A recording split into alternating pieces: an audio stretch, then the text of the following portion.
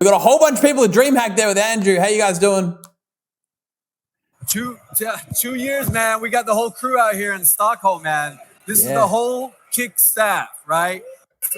Hey, that's epic. That's guys. A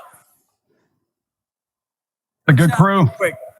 Yeah, for the people in chat, these are this is the brains behind muscle and grease behind Kick, man. These are all the guys out in Australia, right? We also got our Serbian team out here that work on our 24/7 reporting and support. No other website has that, man. These guys grease all of that. We got talent out here. We got Caleb here with the head of socials. We got Mara with our partnerships. Man, I got Kat with legal. Man, listen, I got Milos on the feature team. I got Shakti G over there. He just fucking burns the places down. I got Alan who heads up our devs. I got Barat over there with Turkey. I got Rohan and OG. It's unbelievable, man. We got everybody out here. And so, listen, me and Paulie are the lone wolves out in the United States, but these guys, man, these guys are the ones who cook, right? And real quick, Eddie, I just want to bring up, and then I got Dude who just popped in. Dude just popped in to say hey. And then I want to bring up Ryan real quick, right? Ryan, he's the head of operations. He looks over all this stuff that's happening in Australia. So I'm gonna kick over the headphone to him real quick for you, Eddie. Hey, boss, how are you? G'day. There he is. It's all under control. Nothing to worry about. Andrew's behaving. Everyone's behaving. But DreamHack's been fantastic. Yeah, it looks pretty epic out there. It's like a full-on stand, a full-on crew as well. Fucking hell. It's more of a turnout than we get in Melbourne. There's layers physically and metaphorically. There's definitely layers. Yeah, that's awesome. I hope it's been an awesome event. That's great. No, it's good. We're having fun. I like the booth setup, man. It looks great. It is. It's green, which is good. We've got a lot more LEDs. Not sure if you can see. We've got streams playing on the other side, so people can actually watch streams in a couple of meter height, which is cool. Yeah, it looks sick. Yeah. Who else wants to chat? Caleb wants to chat, doesn't he? Come on, Caleb. Come say hi. You're next, buddy. I was locked into the stream, so I didn't. I'm a bit behind, actually. Well, move forward. No, Ryan didn't have to move forward. Okay. How's it going, Caleb? Hey. What's going on, guys? Hey, this is the guy you get real angry at if social media goes wrong, and just he's the guy that deserves all the love when it goes well. I mean, no, we just cop it most of the time. That's basically all we do. Hell yeah! Well, is it like it's like full snowing out there in Stockholm, right?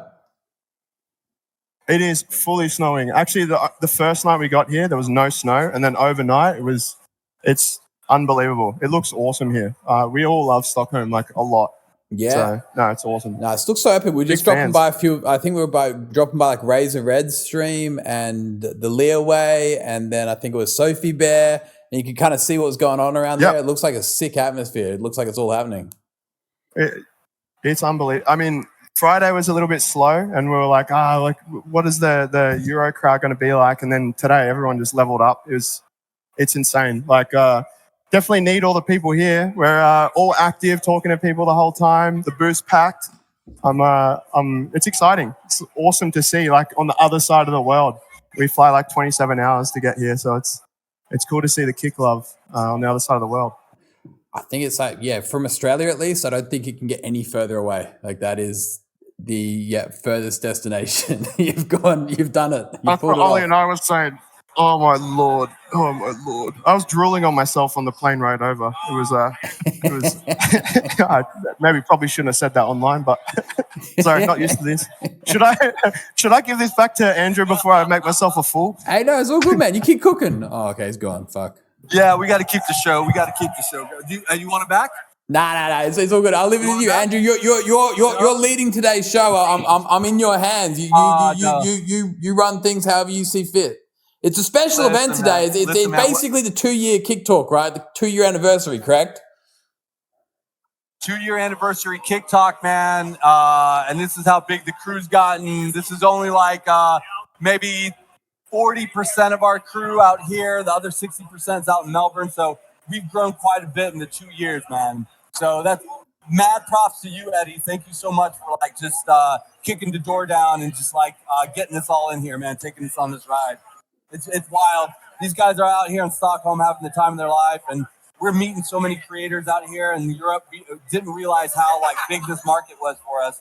All the merch is almost gone, man. It's just wild out here. It's absolutely fabulous, man. So, Chad, I just wanted to introduce you to the Kick staff as much as possible, man, because these guys really care about this stuff. Just to clarify, Andrew, you said 40%. Yeah, I would say 40% between like Serbia and the Aussie office. I think it's a little more. I think your numbers are a little. I think your numbers are a bit off. There's at least 100 and something people working on Kick. This is a good percentage, not 40 though. Maybe that's like 10%. Yeah, maybe 10. No, I got more who are a little shy to get in front of the camera. So, but yeah, we got the Serbian team out here. Working. Yeah. I mean, it's never my strength, huh? Never my strength. But no, I think it's important for chat to know that Kick's a beast, man. Andrew, the camera's running away from you. It doesn't want to show you anymore. It's it thinks Mira's streaming. Got some stick drift. Yeah. Oh wait, now it thinks someone else is streaming. Okay, no, there we go. It's coming back. There you go. Technology. All right, cool. No, man, but I just want to introduce the crew, and then we'll get Denny and Stocks in here. Hey, you guys, if you want to hang out, you're more than welcome to. If not, keep enjoying the festival, man. Yeah, cool. Yeah, good to see you. Hey, that's so epic to see so many people out there in fucking Stockholm. That's like the other side of the world. It's crazy. That's awesome, man. Yeah. Hell yeah. All right, Andrew, we got a few people lined up, right? Yeah, man, we got quite a few people, man. We got Denny, we got Stocks. These are the guys who design all the posters, give Kick Talk its look. Then we got Trainwrecks coming in. We got Amouranth coming in. We got Grym coming in. We got Wittlebears, and then XQC, and then we got GMHikaru. We got a packed lineup, man. So many people want to come through and celebrate 2 years with us, man. That's awesome. So I think we're gonna kick off. We're gonna kick stuff up with Denny and Stocks. Drag them in here. Sounds good. You got that? Yeah.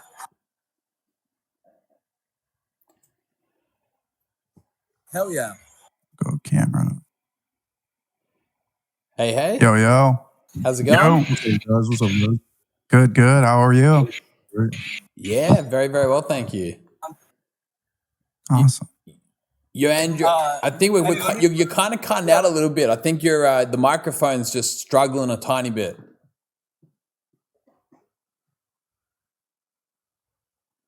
There we go. Yeah, I killed it for a moment. Cool. No, That's better. Denny and Stocks, guys, real quick. These guys make absolutely everybody look good here on Kick. I mean, absolute movie posters, cinematic experience. They like legitimize the look and the feel, and they bring an outside audience into what Kick Talk does. Not only Kick Talk, but into what all the creators do, right? So I really want to gas these guys up because at the beginning, they really made us look bigger than what we were, right? The posters and the artwork that they would put out made us look like something out of Hollywood. It made us look like something out of like Netflix. And I just want to gas them up for that because a lot of people, I think Kick got so big so fast that they were like, hey, are you guys on par with Twitch? And we were like, we're like an eighth of what Twitch is at this point when these guys started making posters. But these guys made us look larger than life. And I think another thing is that these two guys didn't go head to head on each other. These guys worked with each other, and these guys elevated the Kick brand. They just took what the Kick community was giving them, and they just put it on steroids for us. So just want to gas up Denny and Stocks, and then Eddie, I'll kick it over to you, man, and get to know these guys.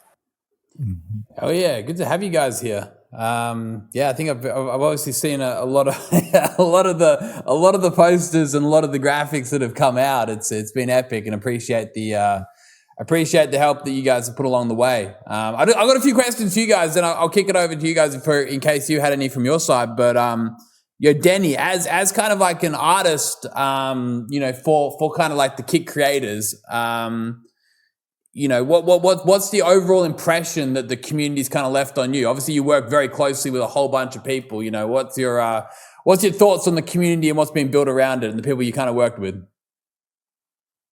Since I first started like designing on Kick, and like to where I am now, like it's crazy like seeing like Kick grow and like being able to design stuff like along the way, if that makes sense. Whether it's like for Kick, whether it's Kick related DreamHack stuff, or if it's just streamer events, going live posters. You name it, panels, assets for Kick. Like there's so many things. It's definitely been a great like learning experience. Great, I'd say just like a great experience in general. I've never like had any bad experience with it. It's honestly like us being like the two main people that people hit up for work to promote like their streams and stuff. I just think it's like a blessing, honestly. Hell yeah! No, I think you guys have pulled that off in terms of being the go-to guys. Well, do you end up finding that there's like too many requests coming in? Like you got to start like turning people back, or at times, yeah, at times for sure. Hey, Stocks. Like quickly, I know you do quite a few live streams, right? You stream quite often as well.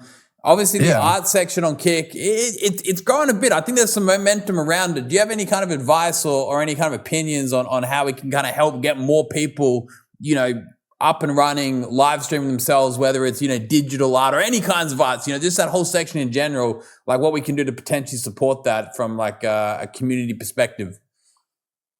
Yeah, no, I mean, I think if you're an artist out there that's like looking to grow your community, I obviously know that like being in the design space on Twitter, it can be hard to compete. You're seeing bots all the time. Like going on Kick and actually going live gave me that opportunity to like, share my community, share what I can do.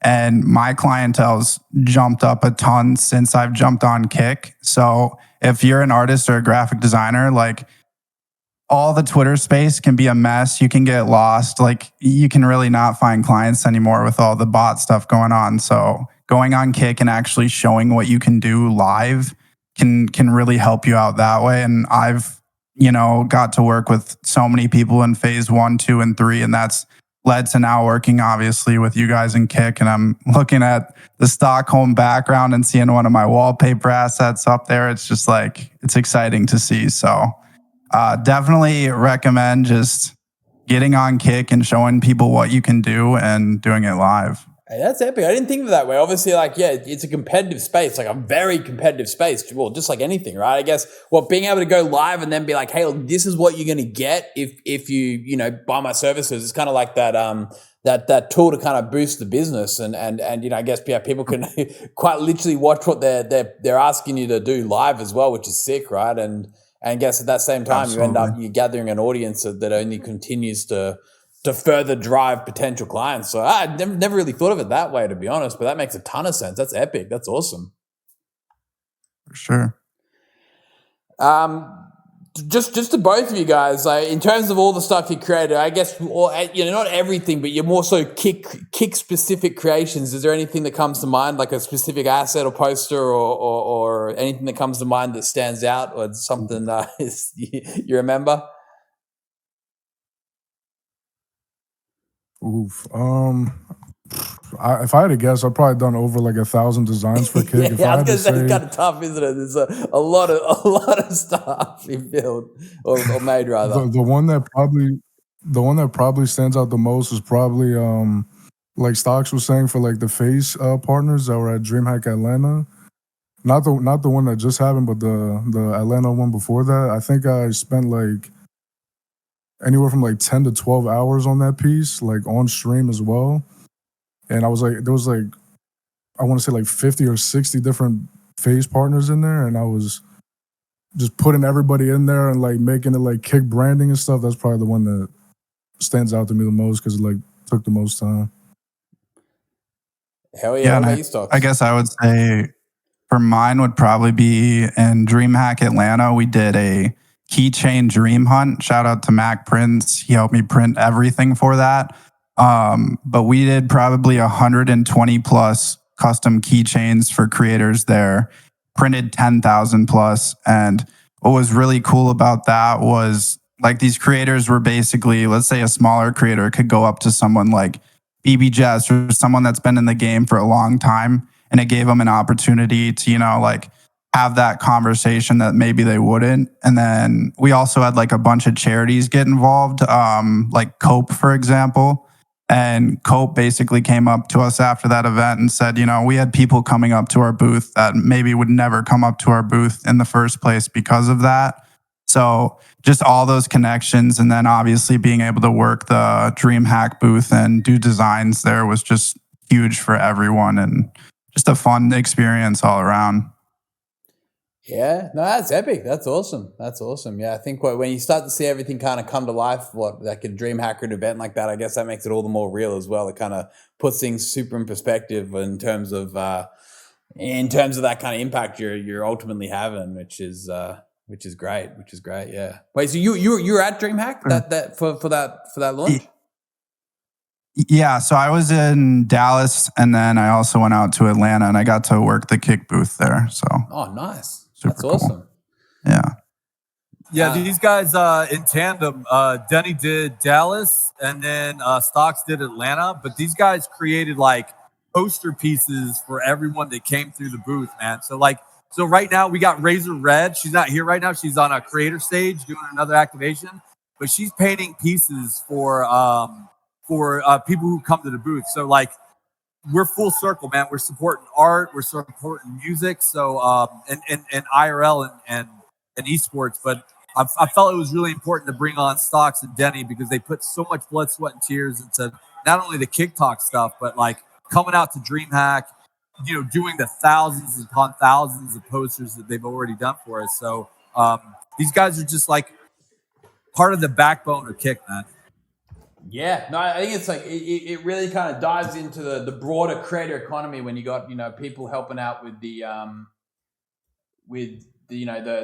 all kinds of services. And I like to think of streaming. It's like running a small business. Every single channel like has a whole bunch of moving parts to it, and graphics and branding yourself, branding your channel is such a huge part around it, and the community that exists to support creators on that front, whether it's from the badges to the emotes to the everything that kind of supports the social media, that all needs to be created, right? And you're helping people to create that presence is what really makes people feel like their space, their channel, their brand. So the backbone of a lot of very successful channels is a lot of you guys work, which is I think one of those aspects of the community that maybe sometimes people kind of goes a little bit unnoticed to an extent almost. They kind of just expect everything to kind of look great and have all these epic emotes and all these epic badges and stuff kind of lined up without even understanding like, hold on, this is all a bunch of like really talented people in the background putting this together. So hey, Stocks and Denny, appreciate everything you guys are doing there. It's absolutely awesome. Thank you so much. Do you guys have any questions for me? Sorry, I'm just quickly getting something sorted. Did you anything for me? I guess I had an idea more. I guess it's something kind of related to IRL events. I know that's super big on Kick, and that brings obviously a lot of traffic to the platform. But I was thinking it would be cool to maybe bring in like, say there's events like Wood Babies events or Ice where there's multiple streamers involved. I think that would be a cool opportunity to bring in like Denny or, I or like other artists where I mean, it's in the package basically. So where you'd have like brand identity, posters, stream overlays, panels, merchandise, like all these things that maybe they hit us up last minute on. It'd be cool to kind of have that like built into maybe those streams. So that way, say when there's, 10 to 15 creators within those streams, like, and they're going stream to stream to see what's going on. It'd be cool to have that almost built in. Yeah, that makes sense. Paul, you reckon that's possible? You mean like just sort of like a takeover of the assets, like the banners and things like that across the board? Yeah, I think that would just kind of help with like the overall brand identity to some of these events. Cause I mean, they usually always hit up Denny or I for a poster. And then I know like Wood Baby in her event, she hit me up for merchandise. Like, it'd just be cool to kind of have that built into maybe whatever like deal they have. Yeah, I think it's a great idea. Like the Hunger Games event, right? Think of like an event where you're changing channels all the time. If you could have like commonality between the alerts and the assets and things like that, I think that would really enhance the event, right? For sure. That's a good idea. Yeah, even us like collaborating on it, like if it's brought to Kick, like any Kick events that are like Kick ran or Kick sponsored, like just like us being on it as like a team or like one or the other kind of thing, like either way, like I feel like that'd be like super awesome to do. Yeah, no, I think just being able to get that proper branding around them, like, really help elevate them to the next level, and how we can support kind of ensure that gets wrapped in the right way and the most effective manner makes a ton of sense. I think sometimes as you said, it almost ends up being this kind of afterthought, right? At the moment people start, like they give you like maybe like a few hours notice, opposed to like hold on, give you kind of a week's heads up or something. It's probably quite a typical situation where you kind of get this massive influx at the very last minute. Yeah, I feel like Danny, you can probably relate to that, but with events and stuff that go on, like I feel like you're having people ask you for a poster same day and like multiple. So it gets to the point where people start to think that you're ignoring them, but it's just so much. And it's the worst when you get like a few hours notice. Like sometimes I won't even reply to that, or like I'll just tell them like, hey, I can't do it. But they expect like, sometimes they're expecting like the best work when they're only given like 5 hours to do it or like a day to do it. But like, Stocks can agree, if we have like a few days or a week to do something, it's going to be far better, like just quality in general. Yeah. No, for sure. I think you got to get that capacity under control. It's anyway. I guess that's all part of the fun, though. I take it sometimes when you get those insane last minute requests, you're like, "Fuck, we'll get them across the line and try to figure it out." And I guess that's kind of I guess what you can't really focus on the quality as much then, but it's I guess it keeps you guys on your toes. Yeah. Yeah. No, this field kind of reminds me like. My background, I've been kind of bumped around in like the sports design industry. I've kind of always done like the esports design. So I'm used to fast-paced design. So that's why I thrive in it. But I know there's a lot of designers that don't. So yeah, I know a lot that like struggle with like the fast pace or like multitasking when it comes to designs. There's been times where I've done like quote unquote like 2 or 3 designs at once. Like I'm moving from one, moving to another, and I have like a lot of like experience with the fast pace like stocks as well. So I feel like it works in our favor for like this type of field we're in with like Kick streamers and like working with Kick and the community, stuff like that. I got a question for you guys. So obviously you guys are designing a lot of the assets, right? Like banners and emotes and sub badges and things like that. Is there anything else from like a design perspective that you think from like a product perspective on Kick that we could add to help enhance sort of like the branding on a channel? Like feature wise or just like? Yeah, feature wise, exactly. Like right now we have, you can set your banner, you can set your offline banner, you got panels. Like, is there anything you can think of sort of like out of the box that would make a difference in terms of branding for a channel? I've always one idea I've always had in mind. I feel like VOD thumbnails would be like a pretty cool idea. Oh, that's a good one. Like thumbnails for a VOD. Yeah.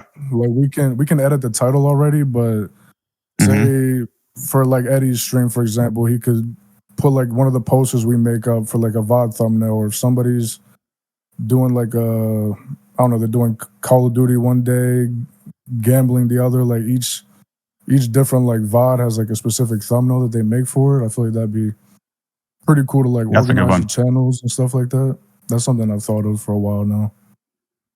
No, that's a great idea. Yeah, I think that'd be quite easy. Well, not easy, but it'd be relatively straightforward to get that sorted too, right, Paul?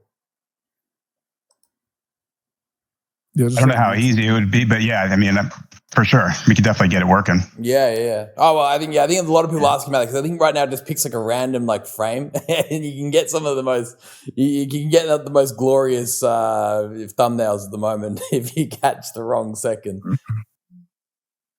Yeah, I think it always picks from like the very end of the stream too, right? So sometimes like people have like their stream ending thumbnail, and it's not very helpful. It doesn't actually represent what the stream was about, because everyone always ends and they got that kind of like, you know, they're kind of phasing out kind of situation. They got an ending screen or whatever it is, right? And it kind of ended up not being a proper representation of what it's all about.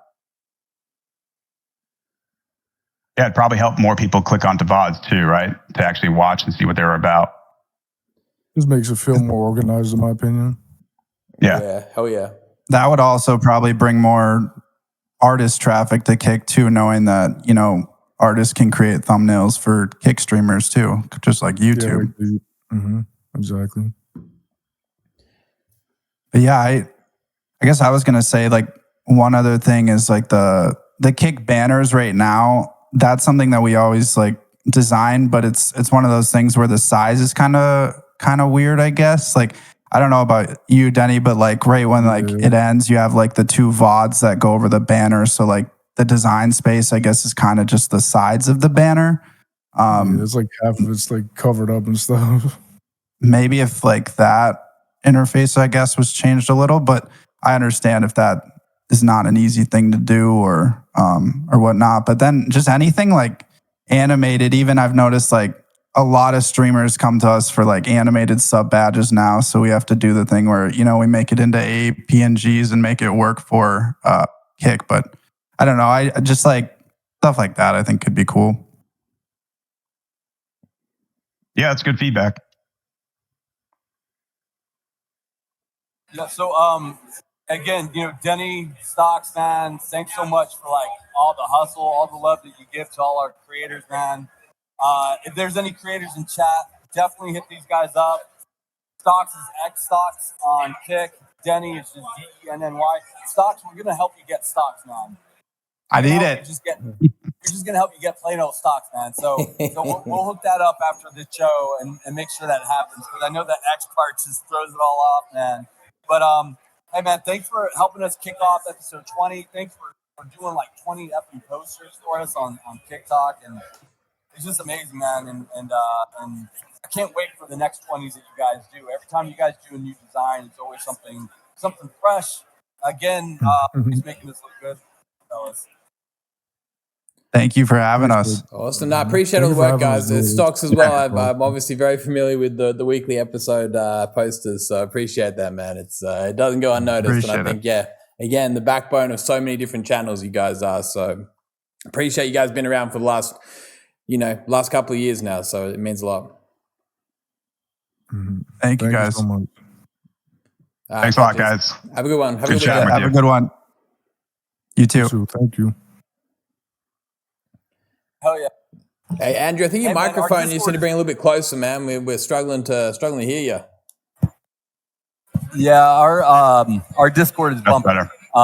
And it's packed over here, man. When I wish I could turn the camera around, because there's just so many freaking Kick people just looking at me right now. Like there's just a sea of just people. It's awesome. It's unbelievable. So sorry. It's just pretty hectic with all the lights and all the craziness. But look, I got SgtJackson in here, man. I got Wittlebears. XQC is already landed.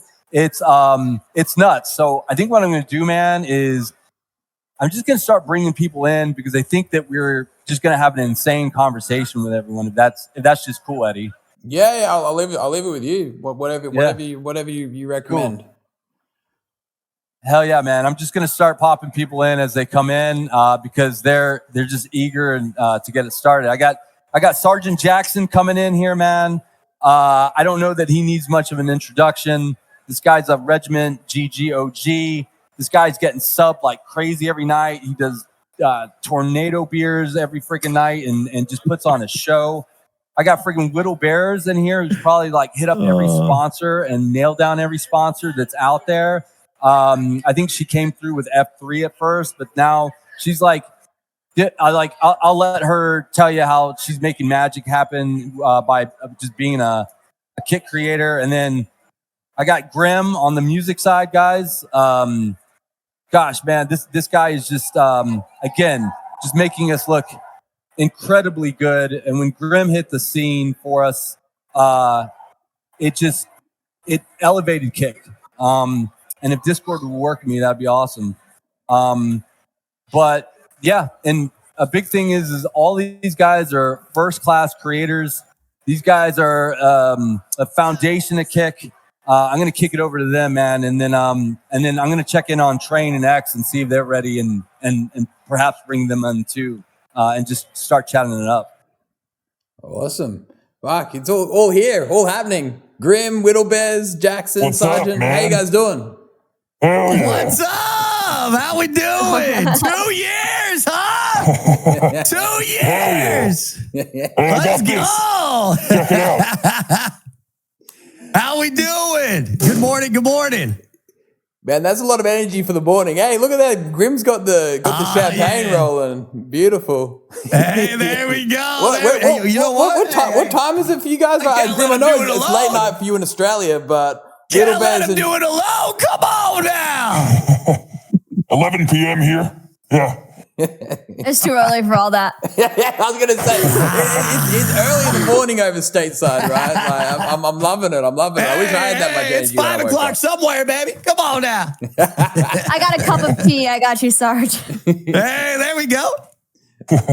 Hey, how we doing? Hey, for all you guys obviously all started off phase 1, right? I think phase 1 was like kind of this cool concept around Kick when we were trialing out a whole bunch of new features and how we can kind of like, really bring the Kick community together. And obviously I think, as Andrew mentioned, kind of end up building that foundation of like, this kind of almost homegrown sort of Kick talent as well. These people who really stuck with the platform from the get-go. So, obviously super appreciative of everything you guys have done. But, I guess for you guys kind of obviously made the jump to Kick early on. I guess to begin with, there was all this hype around Kick, right? There was a lot of people talking about it, but what actually made you go, hold on a second, I'm going to give this a red hot crack. I'm going to jump on in. Obviously in the early days when there wasn't that, certainty around the future and stuff, like, how did you end up taking that jump? Maybe Wittlebears, let you start maybe. I think for me is like, I was just always big on taking risks. I mean, I would hate to look back right now and be like, dang, I wish I would have joined Kick. So it's just one of those things where I just saw where it was new and I was like, oh, let's go for it. That's really it for me. Fuck yeah. Well, it worked out all right. I think it's been going, you've been crushing it. Like Andrew said, I think you've got every second sponsor lining up to work with you and all kinds of new stuff going on, which is epic. Hell yeah. It's been crazy. I definitely think that Kick has jumpstart kind of like this journey that I'm on right now. Hell yeah. Sarge, what about you? Hey, I saw that tweet from Train. I've always been a big fan of Train and did a little research and I was like, you know what? That sounds awesome. Plus you can't pass up 95.5. I was like, hey, let's do it. So we made an account and the community loved it and we loved it over here. You guys came into the stream. Big shout out to Train. He came into the stream right away. You came into the stream right away. And I was like, wow, this is crazy to see, the big players want to come in and take care of the community and really care about Kick in general. So I said, hey, that's exactly what I want to be. That's exactly where I want to be and haven't looked back since. Hell yeah. Grym, what about you? For me, I think mostly the 95-5 split. That's the first thing. And then I was kind of at a stalemate with Twitch. And it just seemed a bit more like adults were welcomed on Kick. So I came over for that pretty much. And I started off doing half and half. and it felt fresh. Kick felt fresh, felt new. It felt more for me.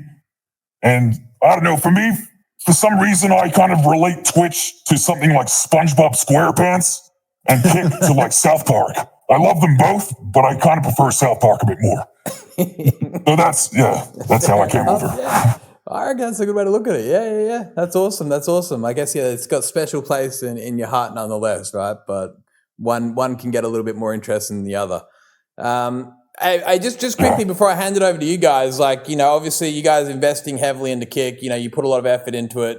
Obviously, your careers. What you're doing. You're investing time, and again, I take that really seriously. Where do you want to see Kick?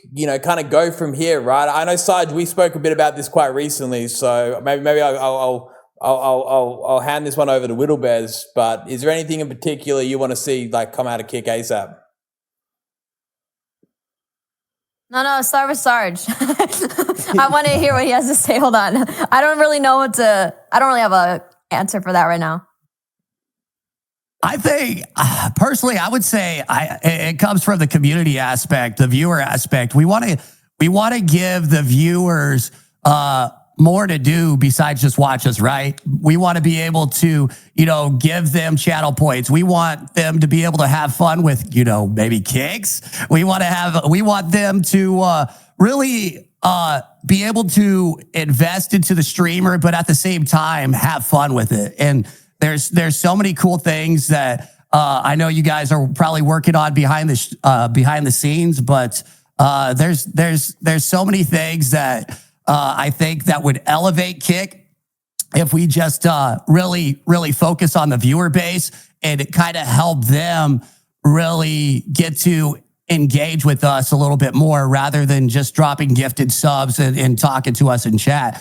They want to be able to redeem stuff. They want to, obviously drop kicks and all that fun stuff. I think that's what's going to elevate Kick to the next level. Yeah, I think we spoke about this a ton when we were on our call, right? So I think around those features and what that's going to kind of really help to really drive that viewer engagement, right? Those extra tools, those extra. And I think we lost you a bit. Oh, sorry. Did we lose him? Wait, or is that me? Can you hear me? No, I think he's cutting out for everybody. Okay. Yeah. I thought that was me.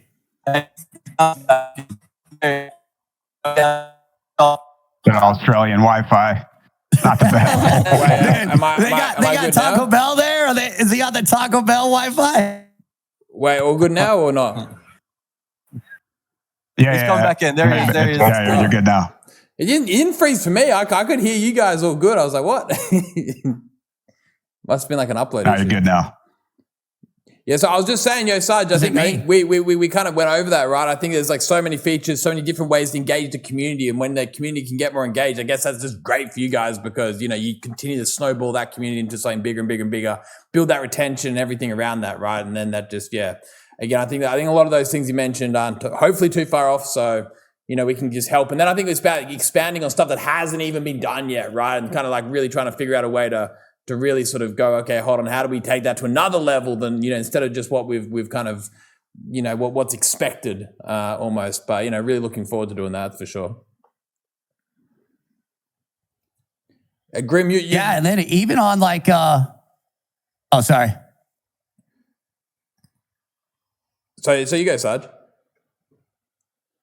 Even on the streamer aspect, I would say so you have goals, right? So you have goals to get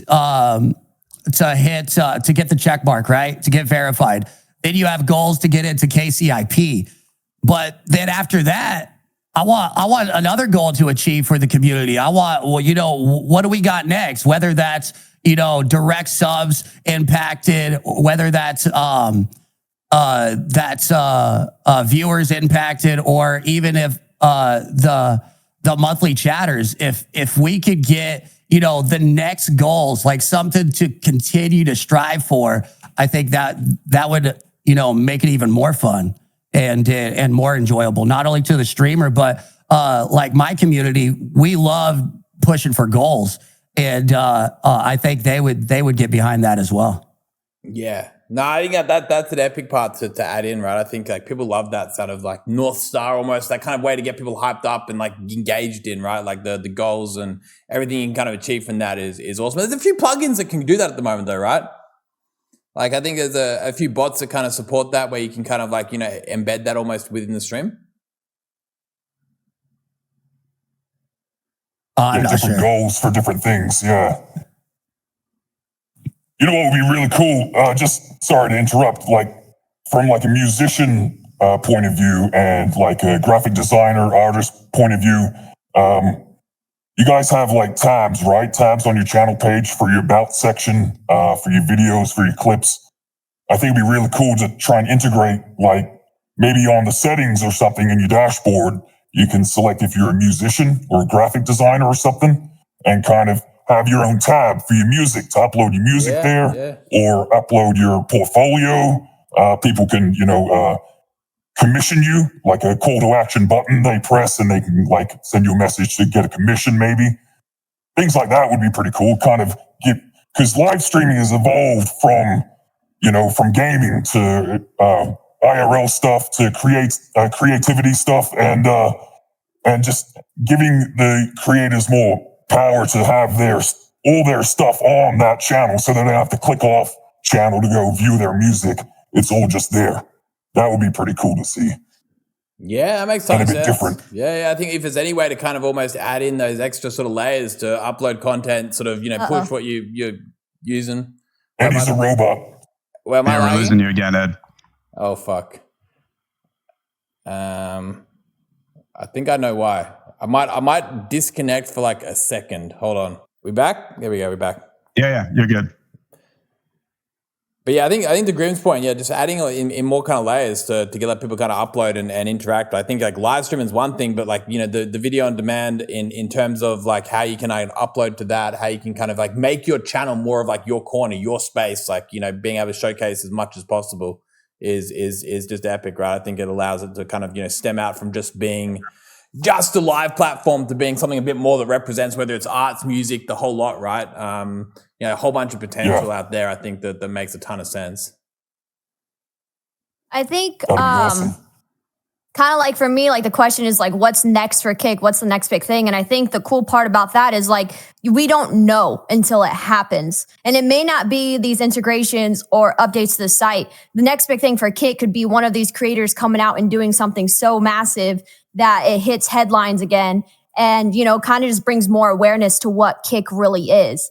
And that's just something that I've kind of been like asking myself lately is like, what is content? What do I consider content? What's going to hit these headlines? And I think Kick not really having, all these things that people want is definitely challenging the creators and the streamers to really go out there and try to get creative and do all these new things. And so I think that I kind of have been just like going with the flow. And that's why I really don't have much to input is because I kind of just work with what we got. And I think it's challenged me as a creator the most. I love that concept. Well, what is content, right? What makes great content? It's a tough question sometimes, right? I guess especially when you're putting a ton of hours in and trying to keep things fresh. But I think you're right. I think it's some of the obviously it's no secret that overall as a platform, everything's kind of catching up. There is some kind of the gaps almost in terms of offering, and I guess you got to make up those gaps sometimes by actually just making better, more interactive kind of content. It kind of challenges you. So if you look at it that way, it's a unique perspective to have, but it's, I guess what it certainly works. At the end of the day, the most important part of any kind of live stream isn't so much what's happening outside the live stream and everything that plugs into it, but it's actually the live stream itself, right? So I guess, if you kind of think of it that way and go, hold on a second, it's my responsibility as a streamer to make the most uplifting, great content, then, the rest falls into place rather than going, okay, if this was there, if that was there, and all these if, buts, and maybes kind of situations, and you kind of take that end-to-end ownership and just put on the best show possible, anything's kind of possible. So that I don't know, I love that outlook. It makes a ton of sense. And I guess, yes, it's figuring out kind of what, has the most stickiness, what attracts new people to kind of tune in. How do you kind of like differentiate yourself in a place of, it's quite a competitive atmosphere, right? There's a lot of people doing a lot of great stuff, you know, how do you kind of, like you said, make those headlines or end up kind of getting that virality or that extra sort of views or building out the community that brings in new people is always going to be that kind of question going on. And I guess, you know, when you start asking yourself that and start thinking about it, there's, you know, obviously a lot of stuff comes to mind. I guess, Side, you're all over that too. You're always coming up with new ways to add like a complete extra layer to the stream, and the energy just never ever dies. Oh yeah, gotta have some fun, man. Definitely gotta have some fun. I think something cool also is if there was a way, if we like collaborated. I know like Bears and I, we enjoy playing Warzone together from time to time.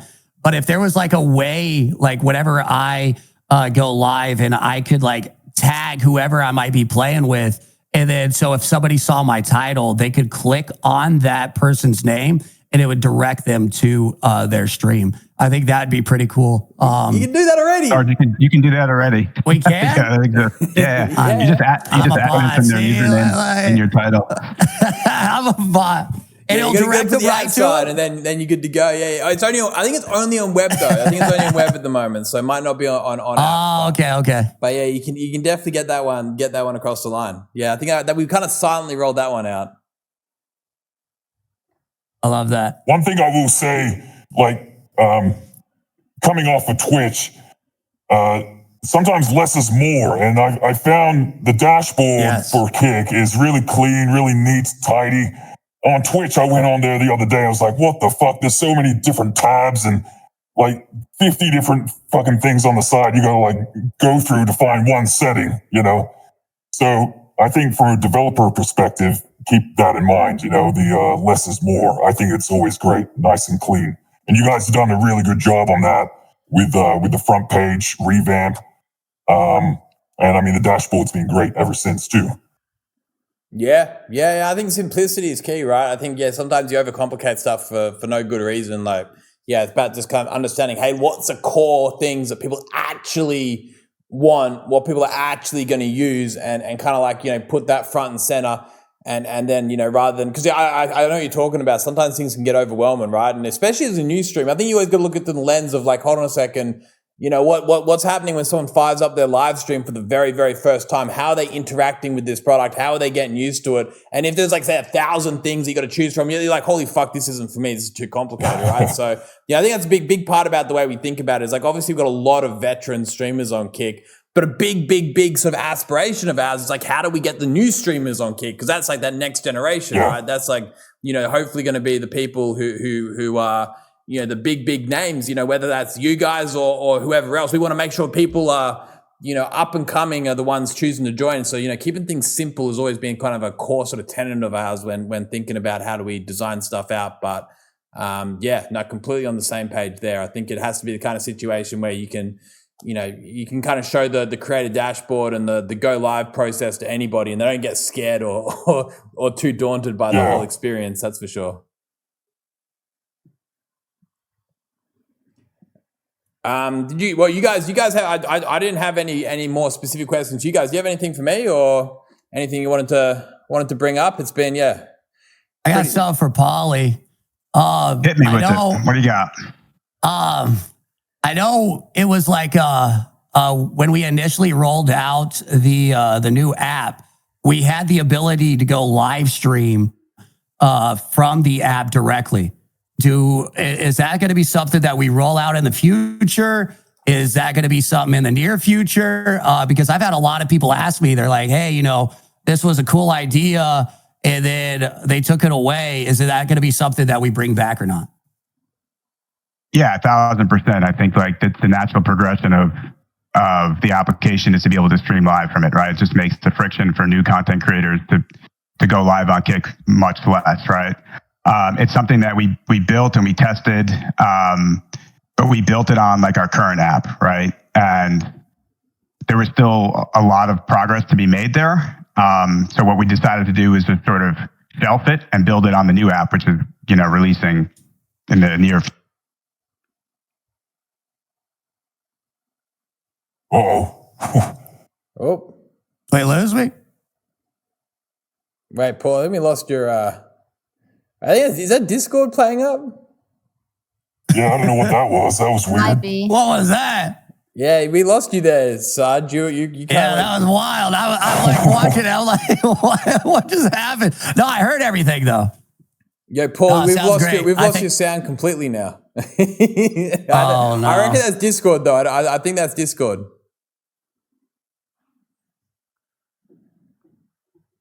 One, two. Can you hear me? One thing I really like, you guys. I'm back. Oh, I won't interrupt this. Sorry. Can you hear me now or no? Yeah, we got you back now. We got you Loud back. and clear. Fucking Discord, man. So weird. Yeah, so I was just saying, it's definitely something that we plan on launching. The new apps will come first, and though. Oh. Yeah, I think Paul cut out there at the end, but I think, yeah, the in-app streaming will be huge. I think removing those barriers for IRL streaming or anyone who just wants to kind of go live on a whim will be, super, super awesome. It's gonna make a major difference. I think right now it's just about removing barriers to entry to get people up and running. So, well, I think that's not too far off, right, Paul? What about the live streaming? Yeah, in-app streaming. Yeah. No. I mean, we spent a long time. It's not far off at all. I think we've lost Andrew there. Jip, got Hikaru coming in. How you doing, Hikaru? Yeah. Hey, how's it going, Eddie? First time talking to you. Yeah, I know, right? Welcome. One second, let me just We figure got this out. Train. We got Train in here too. Man. Everyone's here. There we man. go. Celebration. Yo, What's up? Train, you got a haircut, man. What's going on? You're looking different. I got a haircut. Yeah, it needed to happen. It needed to happen. Is it a special occasion or just a routine? Just routine, routine. Had to get a haircut. It was getting a little long. So, we had to get it, we had to chop it up. Hey, Hikaru, I know Celebrating 2 years. That's what he's doing. Hikaru, you got a chess match you're heading to, or your tournament, right? In like 25 minutes or something, hey? It's like an hour, but yeah, I just stream a lot of chess, play a lot of these competitions, so it's a lot of fun, and I enjoy it quite a bit. Yum. So I was playing with my settings. Give me 1 second. So, welcome, everybody. How's everyone's day doing? Sergeant, how's your day? What's up, man? Good. Doing good. Wittlebears, how's your day? 2 years kick. Never up this early, so here we are. Nice. And Grym, am I pronouncing this right? Grym, how's your day? Yeah, doing good, man. Yeah, good day. It's 11 o'clock at night right now, so beer, and I got fucking champagne here too. 2-year celebration, right? Where are you from? I see. The seas of hell, huh? Also same time zone as China and Australia. Interesting. Okay. Very cool. Paulie, look at you, man. Yo, what's up, buddy? It's always daytime over there. What are you, East Coast? I'm in Florida, yeah. Yeah, typical, huh?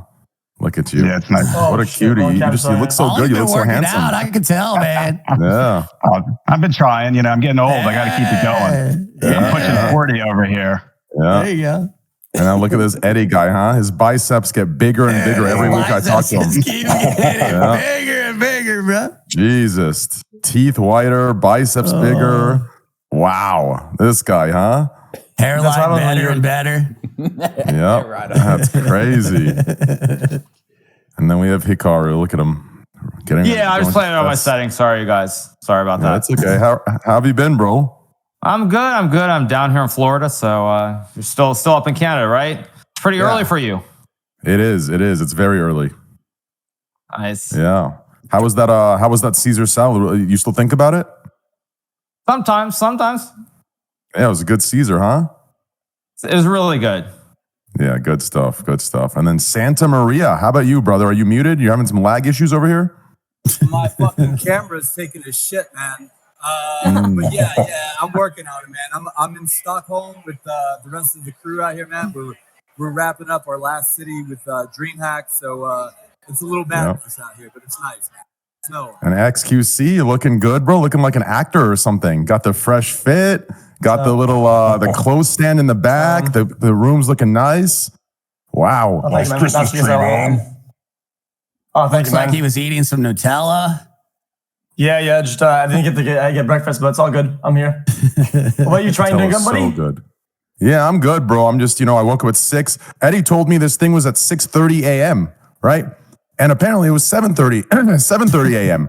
So I was just sitting there watching the Arsenal game. Arsenal's on. I think they're up 1-0. Let's hope it's 1-0. So we're good. Free bet, by the way. You guys missed at 1.4x. Free 1.4x. Yeah. I try not to bet on Arsenal because Arsenal always delivers the opposite of the result that I'm betting on. Yeah, they've been bad this year. I don't know. A lot of injuries, to be fair. So you're not entirely wrong about that. So let's get into things, huh? So I kind of want to hear from, the reason I wanted to mix these people, these teams, instead of keeping me, XQC, and, Amouranth and Hikaru in our separate categories, I wanted to kind of mix things up, I wanted to hear from the new blood, which I guess doesn't translate directly like that, right? Because a lot of you could have been streaming just as long as us, but maybe, it didn't take off the right way, or you needed a little longer. Everyone's unique in their own way, right? Everyone, hits off differently. So, let's start with Sergeant over here. Sergeant, Wittlebears, and Grym. What would you guys like to see on Kick, to kind of, make it better? Is the discoverability good for you? Are you seeing things, slow down the farther we, go along, the farther the platform's kind of, getting? Or are you still seeing the same traction as the beginning? Kind of give us the thing. Let's start with Sergeant here. No, I'm seeing it grow, man. Me personally, my community's growing. Big shout out to them. But I mean, I'm seeing Kick in general grow, and you're always going to have those naysayers complain about this, complain about that. But when it all comes down to it, I mean, it's been 2 years, and look at everything that Kick's accomplished in 2 years. I mean, I've met a lot of amazing people because of Kick. I've got to interact with a lot of amazing people because of Kick. And I see that discoverability really continue to grow, not only because of the front page. You're seeing new people get featured on the front page, and I'm seeing new people all the time, and I'm like, oh, this streamer looks interesting. I'll go click on them. And then next thing I know, I become really good friends with them, and we're part of the community with each other. And I think everything else will fall into place, whether that comes with streaming on console, whether that comes from having the ability to stream on the app. I think a lot of that stuff will eventually fall into place, but I continue to see it grow, and I'm excited to see what the next 2 years has for Kick. Yeah, good answer. Definitely good answer. Yeah, good PR answer. I mean, yeah.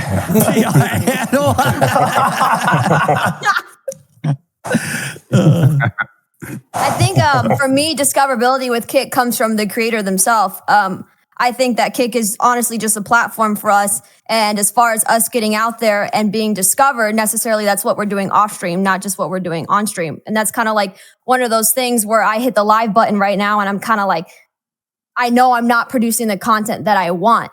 And so I necessarily don't kind of like, I would say blame Kick on like why numbers aren't this or why they're not, at 10,000 viewers. I think it all depends on the creators themselves. But I was just telling Eddie, like what I want to see from Kick is just one of those things where like I'm kind of like just going with the flow right now. And the way that Kick doesn't have everything for us, that people are kind of like, oh, we want this, we want integrations. It's kind of like challenge me to come up and be creative and figure out like what exactly is content.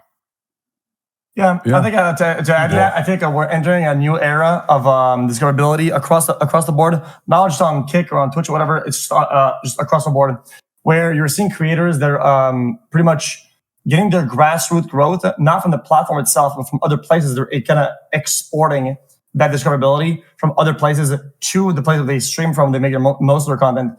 And one of the things that made me realize that was the new strategy is with Queso. Maybe you guys know Queso, like Casey or whatever. So I noticed that his discoverability, his viewers, he has a lot on Twitch, whatever. None of them come from Twitch, but most of them come from TikTok, because I see him run polls. Like 80% of people come from YouTube or TikTok, whatever, right? So how can you blend discoverability when some of the biggest people, some of the biggest stars that people have out there don't even grow on the platform themselves, right? So I think it's up to the creator to find their own discoverability. And of course, that'll go down to add on to the pool of possible discoverability viewers that is on Kick overall, right? That helps everybody. So I think if the responsibility falls on the people, but it can be like a mix and match, you know? You go from the platform, but it can be both.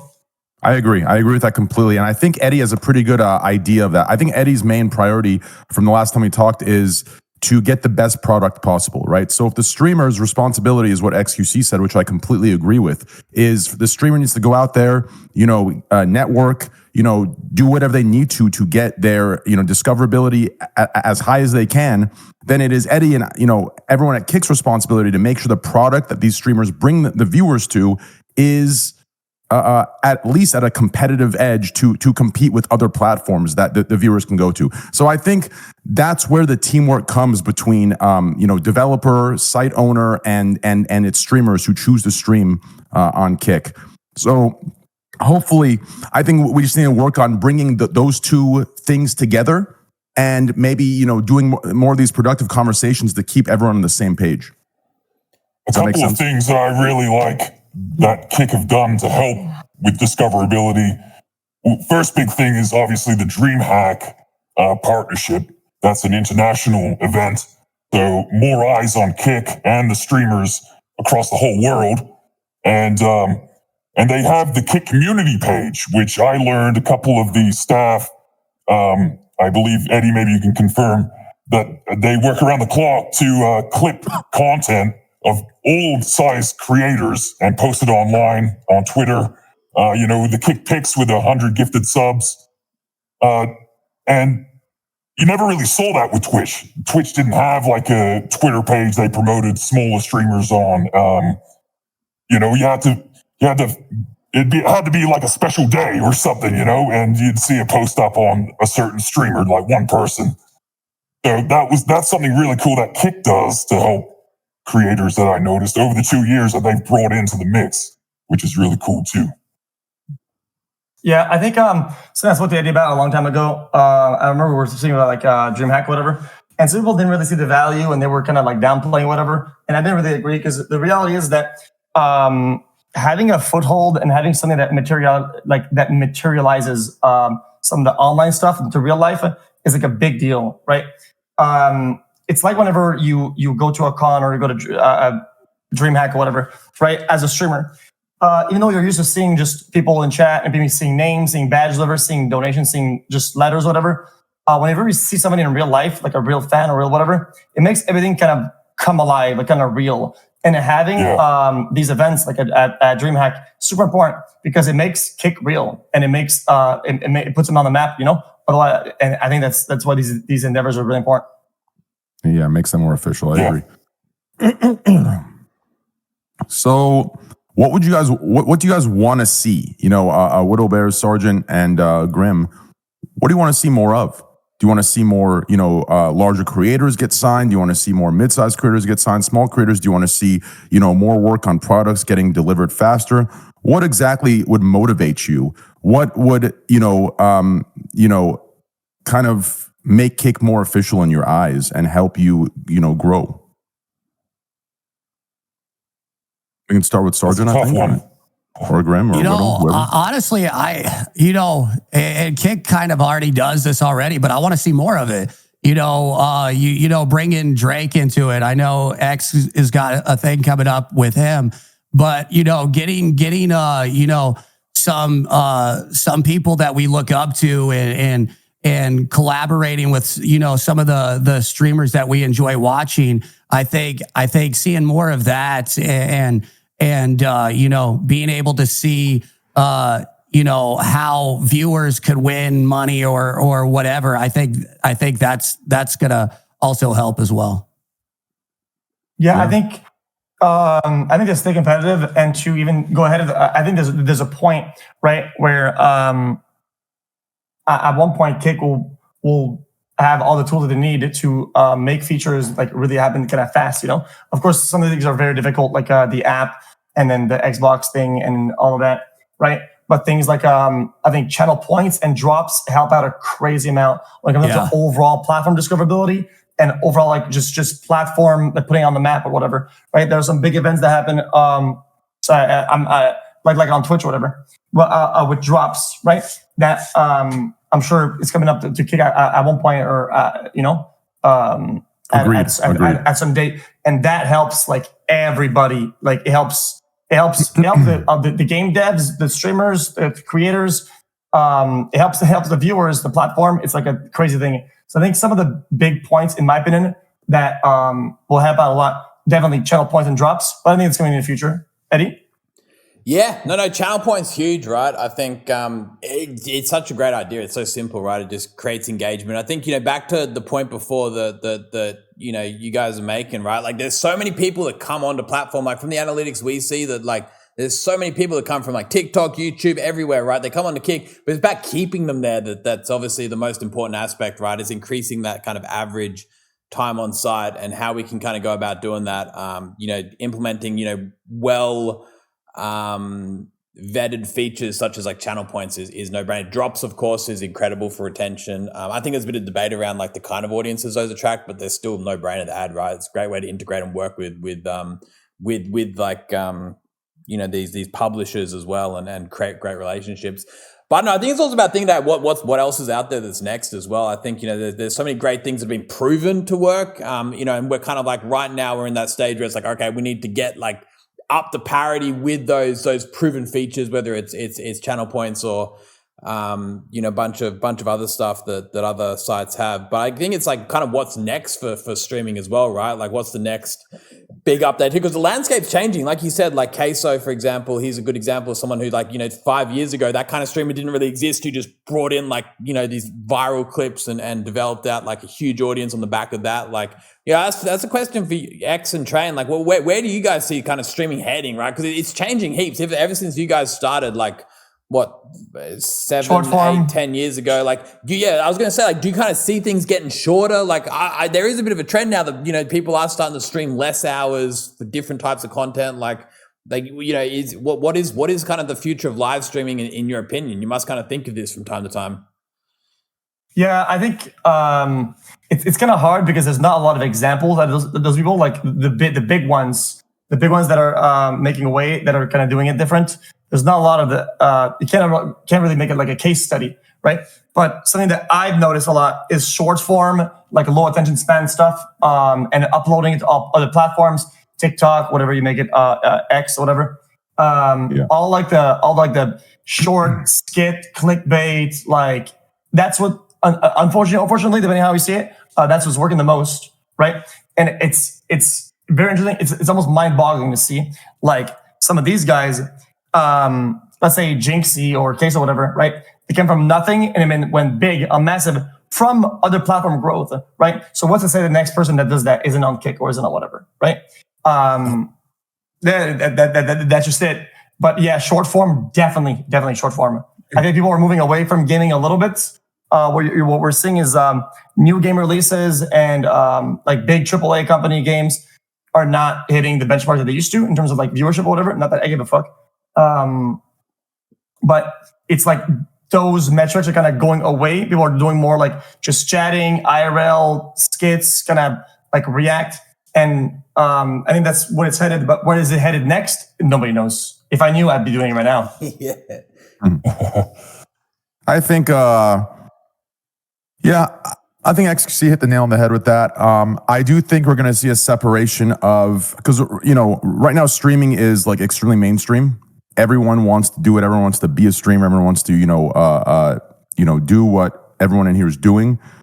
I think short form content is going to be how do I say this? It's going to be the thinning of the herd, right? So not financially speaking, I think financially they're going to do very well, but it's going to thin the herd of who's truly a real content creator that's here for the content creation itself, whether it be gaming, whether it be skits, whatever it be, right? And who's here for the money. I think the entire industry has been completely overran by a lot of, just people in general that want easy, fast money, right? And I think the short form content is going to be, it's going to be good, but it's also going to thin the herd. And it's going to give the people who want the money. And we're going to see those people exit out, right? Because eventually, cloud isn't something that, or relevance, or whatever you want to call it. It's not something that you get to keep. It has to be maintained. Do you understand? It has to be maintained to a certain level. There's a combination of things that allows you to, quote unquote, keep it. So I think we're headed toward a point in content creation where there's going to be a thinning of the herd somehow, somewhere. And the people who are here for the money are going to, I think eventually it's going to be, it's going to be split ways. And I think if we stand strong through that, I think that's where we're going to see Kick at its highest peaks. But to get there, it's going to be, it's going to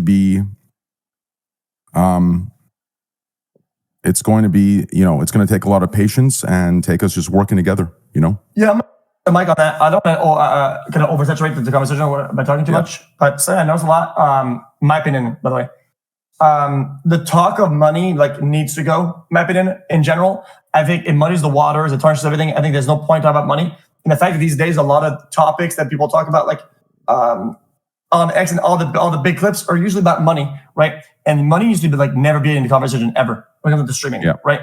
That conversation only was forced in when there was a big leak way back when. It was 4.5 years ago, something like that. And all the income got leaked, whatever. And then that became conversation, and then people want to ask for more, talk more about it. Viewers talk about more about it. And the more we talk about money, the less that we can focus on actually making content that generates the money, right?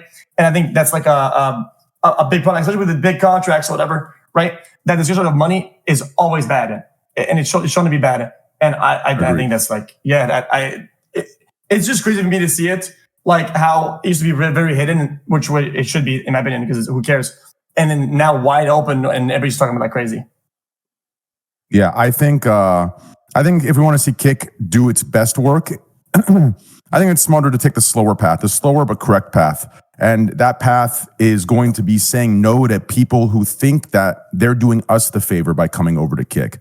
I think anyone who has an itch for Twitch needs to go get that itch out and needs to experience it for their, on their own and for themselves. And then only then will they come back and truly believe in the vision of Kick, or not, and they stay over there. That's how it needs to be. We can't do this thing where we have these fake sponsorships and there's just, people are dragging their feet. I think it's disgusting. I think it's embarrassing. I think we're way past that. Will it be a slower process for us? Absolutely. Absolutely it'll be a slower process. But will it be the right process? Yes. Because this thing where we have people kind of thinking they're doing us the favor, they're going live, content's dragged, it's almost like, a parent telling their toddler they need to do something, right? When they don't want to do it. It's very obvious, right? So I think we just need to work together with streamer and, recruiter or whoever the hell recruits different streamers to come to the platform. We need to kind of have a bridge that, we can kind of give feedback on that kind of stuff. Because I think if Kick does spend money on a streamer, it needs to be on a streamer that actually believes in the vision. I think XQC is a great example of this. I've talked to XQC privately many times. I don't want to leak too much, but XQC actually believes in the product. He believes in it. He's putting his heart into it, and he doesn't have to. XQC is made. He's one of the top streamers in the world. Do you understand? This guy is an overall top creator. If there's anyone who can say fuck you, it's him. And yet he believes in the product. He gives us 100% when he doesn't have to, right? So that's an example that I think our sponsors or who we sponsor need to look up to and be that. So I think that's something that we need to kind of, do better at as a platform for who we go after sponsor-wise. Thank you. Yeah, I agree with that 100%. And this is not in a way to throw it into the bus, right? Because how can you tell if somebody's going to be loyal, somebody's going to have that vision or whatever, right? Especially these days, because of the exclusive contracts or whatever, right? I think there's a hit and miss when it comes to the contracts. I mean, I'm not going to drag them through the mud and name names right now, but I think there has been a little bit of a wave of people that were mostly focused on money, whatever, came, and then it's kind of didn't really deliver anything, and then just kind of went. And I think that's inherently problematic, right? Because it makes like a big inflated wave of people, or whatever, and then we kind of lose track of, is this growing? Is Kick doing good? The numbers gonna get all messed up. So I think the less that we get of those, right, the more we can quantify the growth. And I think growth's been pretty good, right, Eddie? I've been looking at some of these stats over the months. I look at every 2 weeks, I think. The overall platform growth and watch time is really fantastic. It's constantly growing, is it not? Yeah, the last 3 months especially have been incredible. Yeah, I think there's a few ways to look at it. It's like the overall platform growth, and then there's like the English market. I think the English market has been a little bit more steady, but we've seen massive growth in Latin America, massive growth in other markets. But that's a whole part of a streaming platform, right? They're really important markets. So, all in all, it's been going really well. I think you're completely right though. It's about, I think when Kick first started, like the whole thing was like, hold on, how do we make everyone take this play seriously, right? And obviously the best thing to do was bring a whole big sort of names, right? Which was great. It kind of kick started that journey. But and as a result, we've got people like Grym, Wittlebears, Sarge, here as kind of like core Kick community members who've now set that foundation. Like at any given moment. I think some of those stats actually, if you're looking at streams charts, it says like the online channels, I think it peaks at like 3,000. Doesn't track that 100% correctly. We've normally in peak time got 10,000 active channels on Kick, right? It's that foundation that's actually been built, which is incredible, right? That's now what can help to start bringing up this new sort of generation of streamers, which is going to be so important. I think it's a transitionary phase, and like Train said, it takes time. And ultimately, at the end of the day, people are just going to end up streaming on the place that treats them the best, right? Like that's the way I view this. I think at the end of the day, whoever has the best product, is it a seamless experience? And then what's in it for me as a streamer, right? Like, does this place look out for me with X, Y, and Z? And people will make that choice by themselves. I don't think they need to have like a huge contract or a huge signing bonus or huge whatever put in front of them. I think naturally they're just going to go, hey, look, I've got choice A, B, and C. They're just going to pick the best product, and the best product will win. So that's kind of my theory for the long term. I think, to begin with, everything was really, really new. So we had to like go, hold on, come over here for, all this sort of incentive and whatnot. But then I hope for, as time goes on, people just start going, okay, wait a second, this is my best choice. And these guys are serious. I think it's a hard industry to get into, right? I think, Mixer and Facebook gaming and they burn a lot of people, right? So people kind of naturally are super skeptical or super scared. Like, I think Train, you mentioned like this idea of kind of like, Stockholm syndrome, or, this idea of almost like being trapped, right? Like no one wanting to kind of switch around or try new platforms on the basis of being really wary of any new contenders. But I think that's slowly being broken. I think people are slowly breaking that conception and starting to think, hold on, wait a second, there's actually the ability to switch platforms and go to the place that I reckon I have the brightest future at. So anyway, that's where I see the growth coming from. I think we're in this stage right now where, we've got the wheels in motion and now it's just kind of, make sure that product meets its expectations and just continue to offer the underlying fundamental best service. And then everything else will fall into place, right? That's the thesis, at least.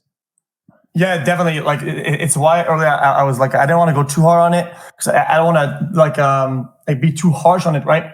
But at the end of the day, when the product is toe to toe, when the product is as good, if not better, right? At the point, you can point fingers and you can kind of re-strategize on what can we do better in other ways, right? But in terms of like moderation, it's been really good, right?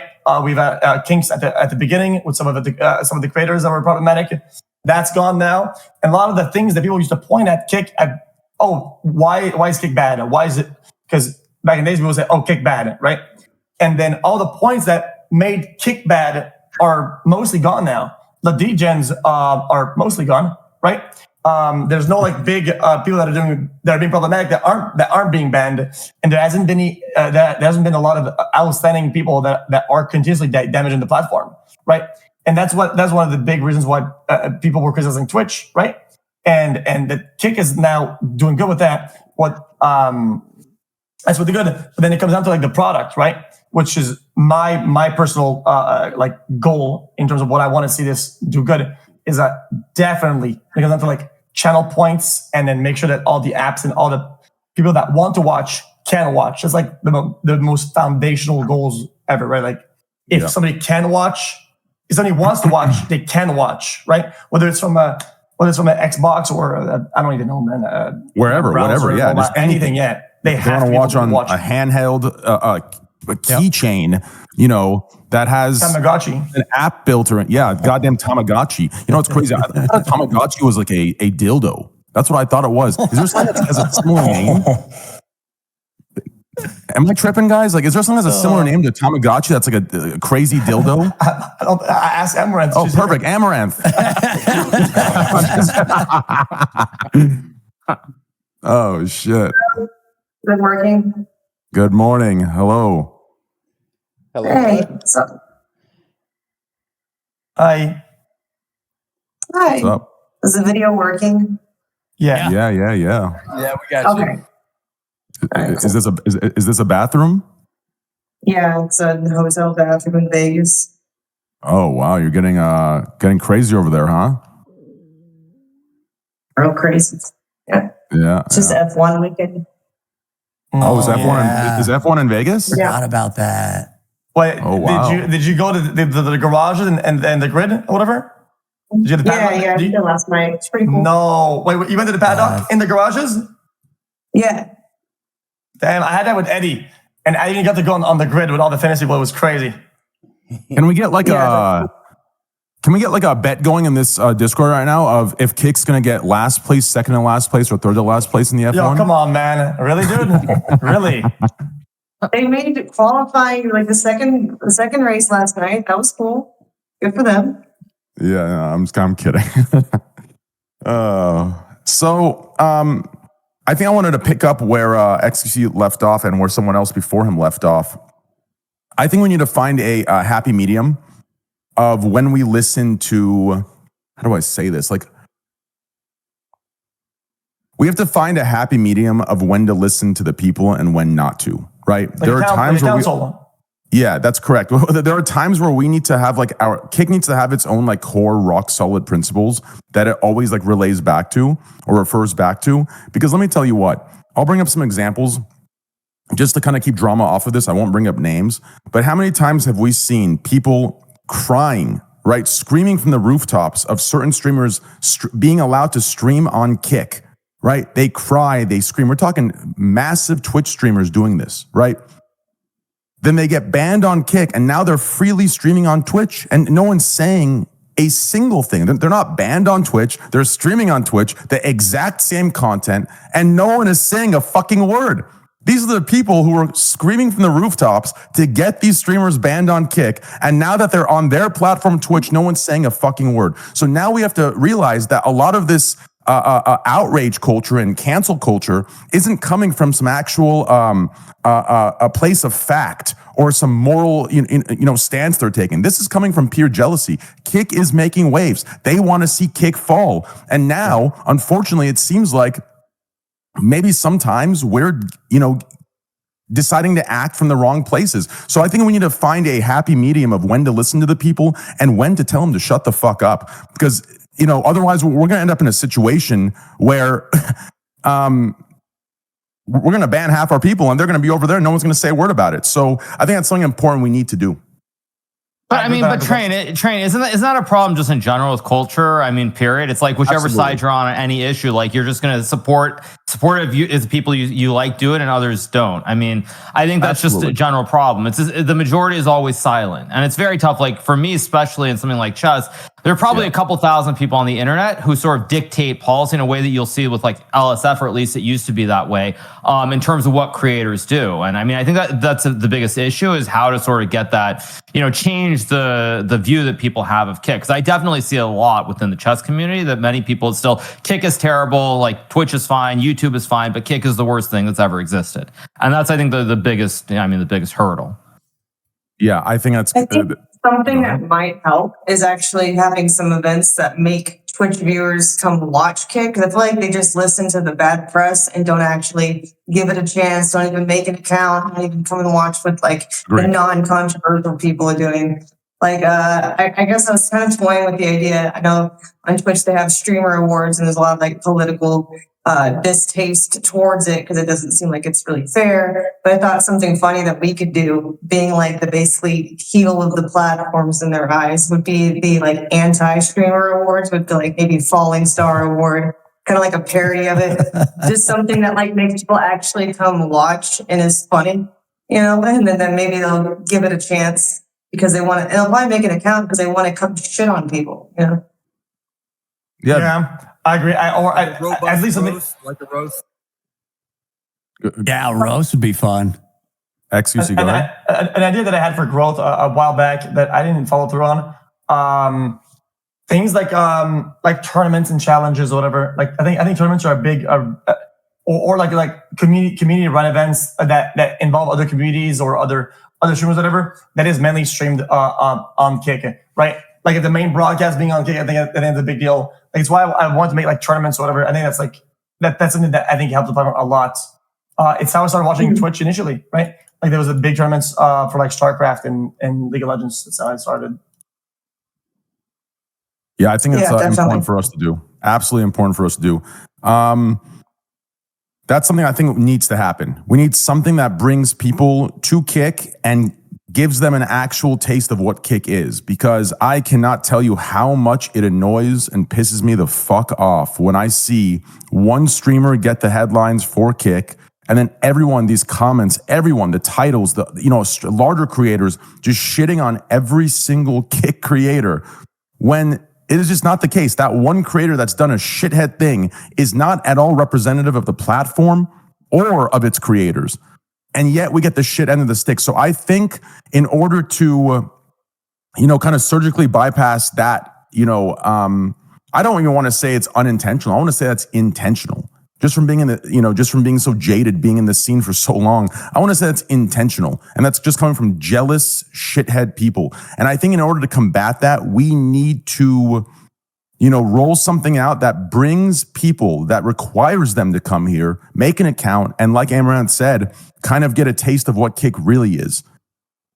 So, I think we need to, kind of put our heads together and figure out what that's going to be, because I think that's necessary. So a big thing with Twitch is just drops. I think drops are crazy. Drops really get people together. And it's always been, and people used to not utilize that. And I've said this forever. People used to not utilize drops, and now it's like being used like crazy. And like every game and every whatever they want something done, they use drops. And I think that's gonna something that I think we should have at one point. A little bit like channel points. I think channel points are a major thing. Channel points are so important, just for people that just engage with their community. So the more you can engage with your community, the more it makes a desirable product. Yeah, I think drops are huge too. I think that's probably one of the only reasons lately that people actually watch and stream games. Yeah, no, we're gonna get that drop sorters. I think that from like a technical perspective isn't as complicated as it seems, but yeah, I think it can really end up adding like an extra layer to sort of retaining people and bringing people over as well. I think, like you said, it's about actually getting people who have that perception of like, hold on, Kick's real bad because I've read it on like a Reddit or whatever, right? And then they come on over because they want to get like some exclusive drop or something, and they go, wait a second, it's actually got a whole bunch of really cool streamers in a whole bunch of different categories, and it's actually pretty cool. And then hopefully, they end up actually going live and going like, wait a second, this is kind of cool being able to stream without kind of, feeling like I'm walking on eggshells, whatever, floats your boat in terms of what you're looking for, in terms of content creation. Because I think there's a lot of upside, right? I think at the end of the day, once you've used the product and you've been involved in the community, there's a lot of great things going on. And I think, obviously the broader streaming industry or the entertainment industry in general don't get to see that as much. So anything that can kind of almost incentivize people to kind of give it a crack is going to be great. And then ultimately, once they do come over, how do we keep them on the platform is the most important aspect too. And that's, whether it's channel points and proper API integrations and everything of such, it's going to be, it's up to us as a platform. But I think we're getting there. We're getting really close. We're making, I think we look back even like, a year ago, where things were versus now, it's, certainly heading in the right direction. I feel it's, I don't know. And you guys, I hope you guys feel the same way too. Like, just general sentiment, the sort of trajectory, the underlying sort of, brand for Kick. It's obviously been rough for a while there, but I think we're on the, the right path. That's for sure. Yeah. So I want to say, not to be like an A1 glazer, but listen, something that I noticed that is, to me, was a massive deal that you guys did better, right? Just to give you an example of like a feature that you guys redid and you guys actually made that worked even better than what I imagined. Gifting subs. A major problem I had in the past is gifting subs. Like, let's say you have 100 viewers, right? And 10,000 followers, right? On Twitch, somebody gifts you 100 subs, right? Look in chat. maybe one person in chat got a sub and is now a sub chatter, right? Which is insane. It made me make me not want to give subs to people on Twitch. On Kick, right? Somebody rolled through and give it 200 subs, right? And I'm reading my chat and I'm like, is this a bug? Most of my chatters are subs now. Like the 100 subs actually go to live viewers legitimately compared to just going to followers, which I don't know if it was done like intentionally, but that is like actually insane. That is like 10 times a better product. And now I noticed like some of the features are not even as good on other platforms, whether it's YouTube or Twitch or whatever, right? So I'm interested to see the team come up with features that that work even better. Yeah, it's awesome. Yeah, I agree with that completely. I think I also think we need to stop looking at I heard Eddie say that, you know, how do we keep the viewers on the site? I think so this is going to sound counterintuitive to running a normal business because, you know, for a normal business, you kind of need that monthly return, right? But I think right now with Kick, I think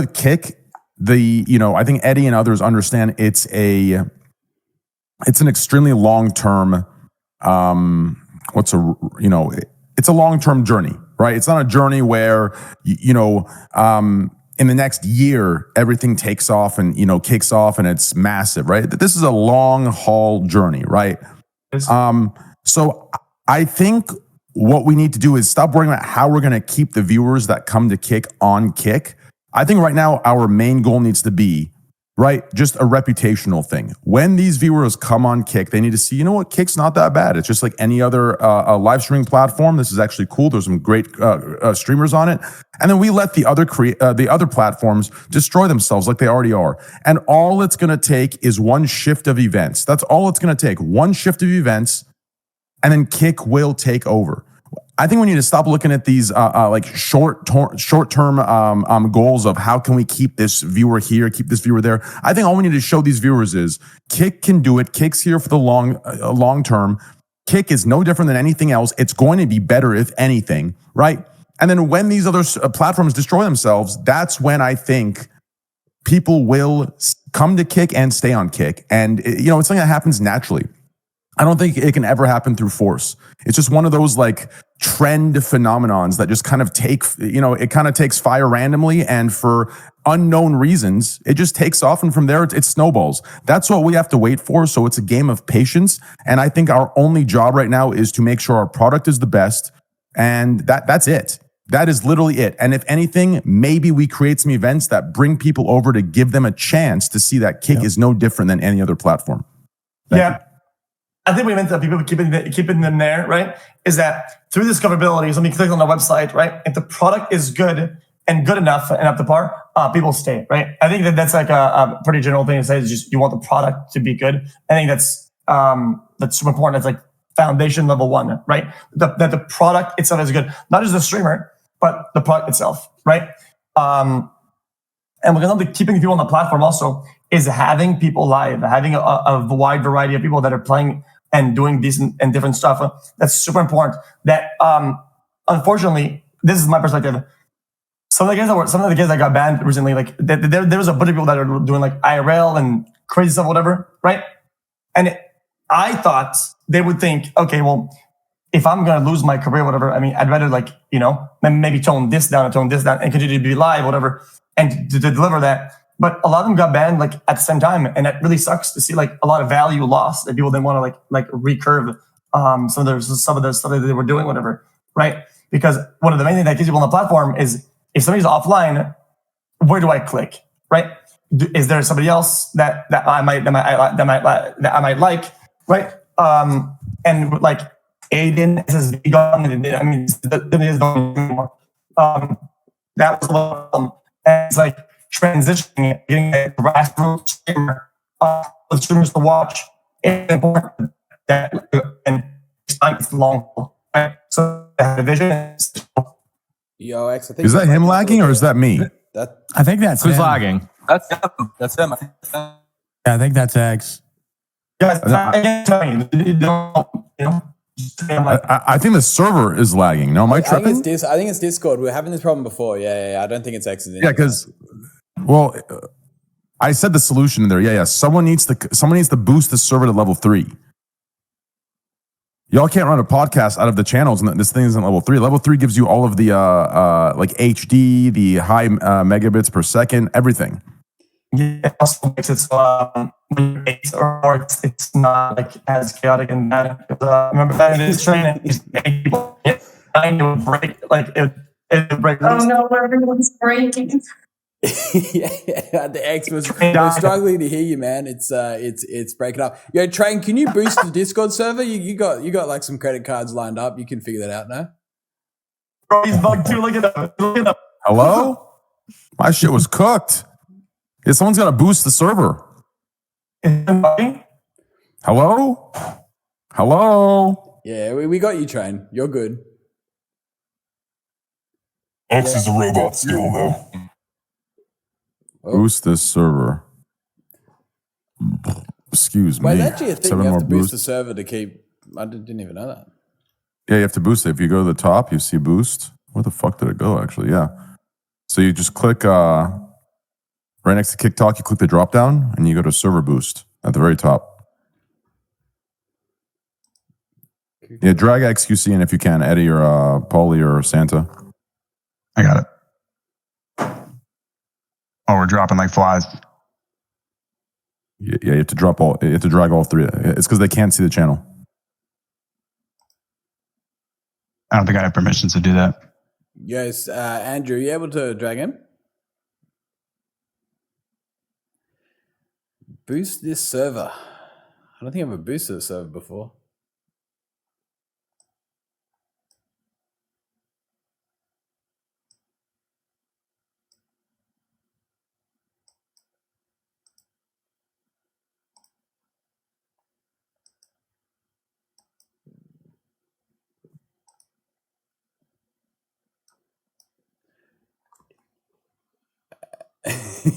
yeah, we get. Hey, Paulie, do you think you can add some boost to the server? Do you have your card hooked up to Discord? I don't have mine hooked up right now. Yeah, I got it.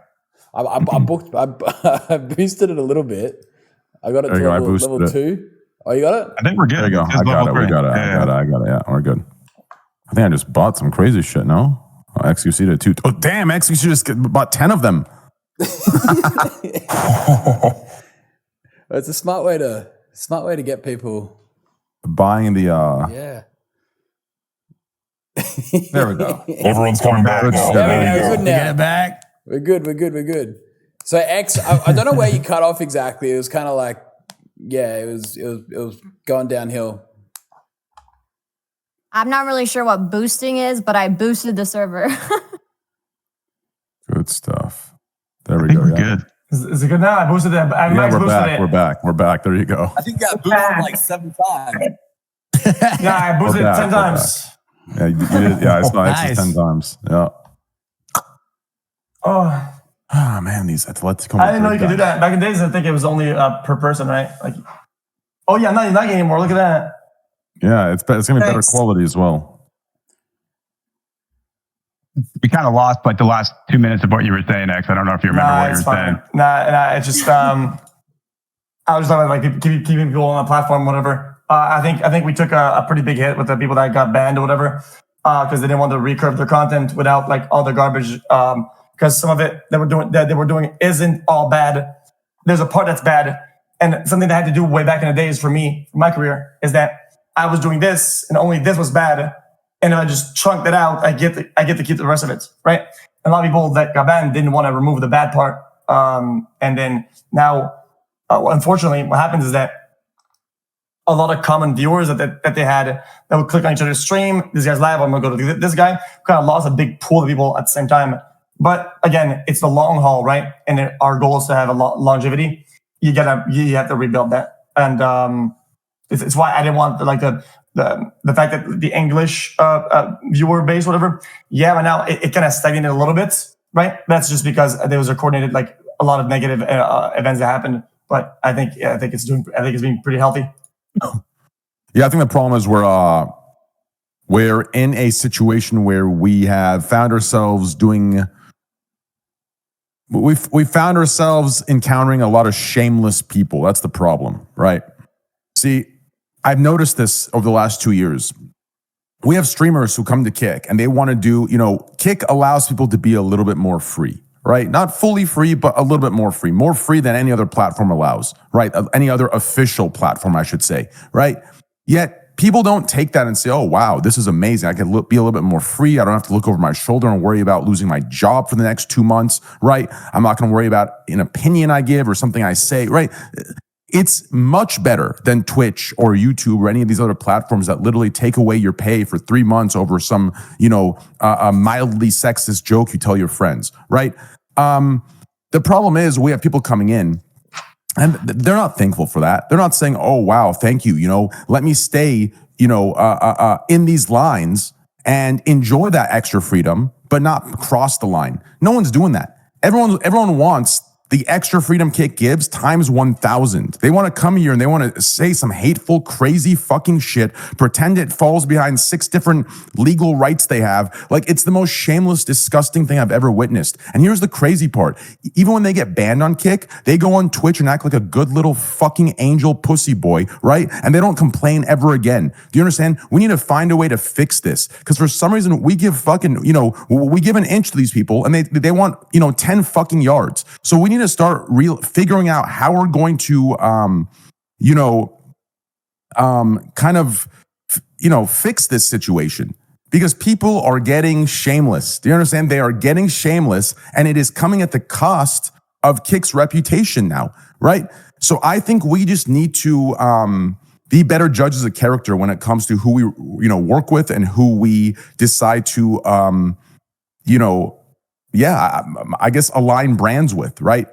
Because it's just so disgusting. Kick is already doing so much for the freedom of the streamer, and these people just want more and more and more. And the viewers are no different either. The viewers are the same, right? These same viewers sit there saying, oh, you let this on Kick, that's disgusting. And you ban them. Oh, Kick's turning into Twitch, right? We need to fully ignore these idiots. And I think people like, advice from people like XQC, myself, Amouranth, Hikaru, whoever that's been in the game long enough, will go a long way for these teams that deal with these situations.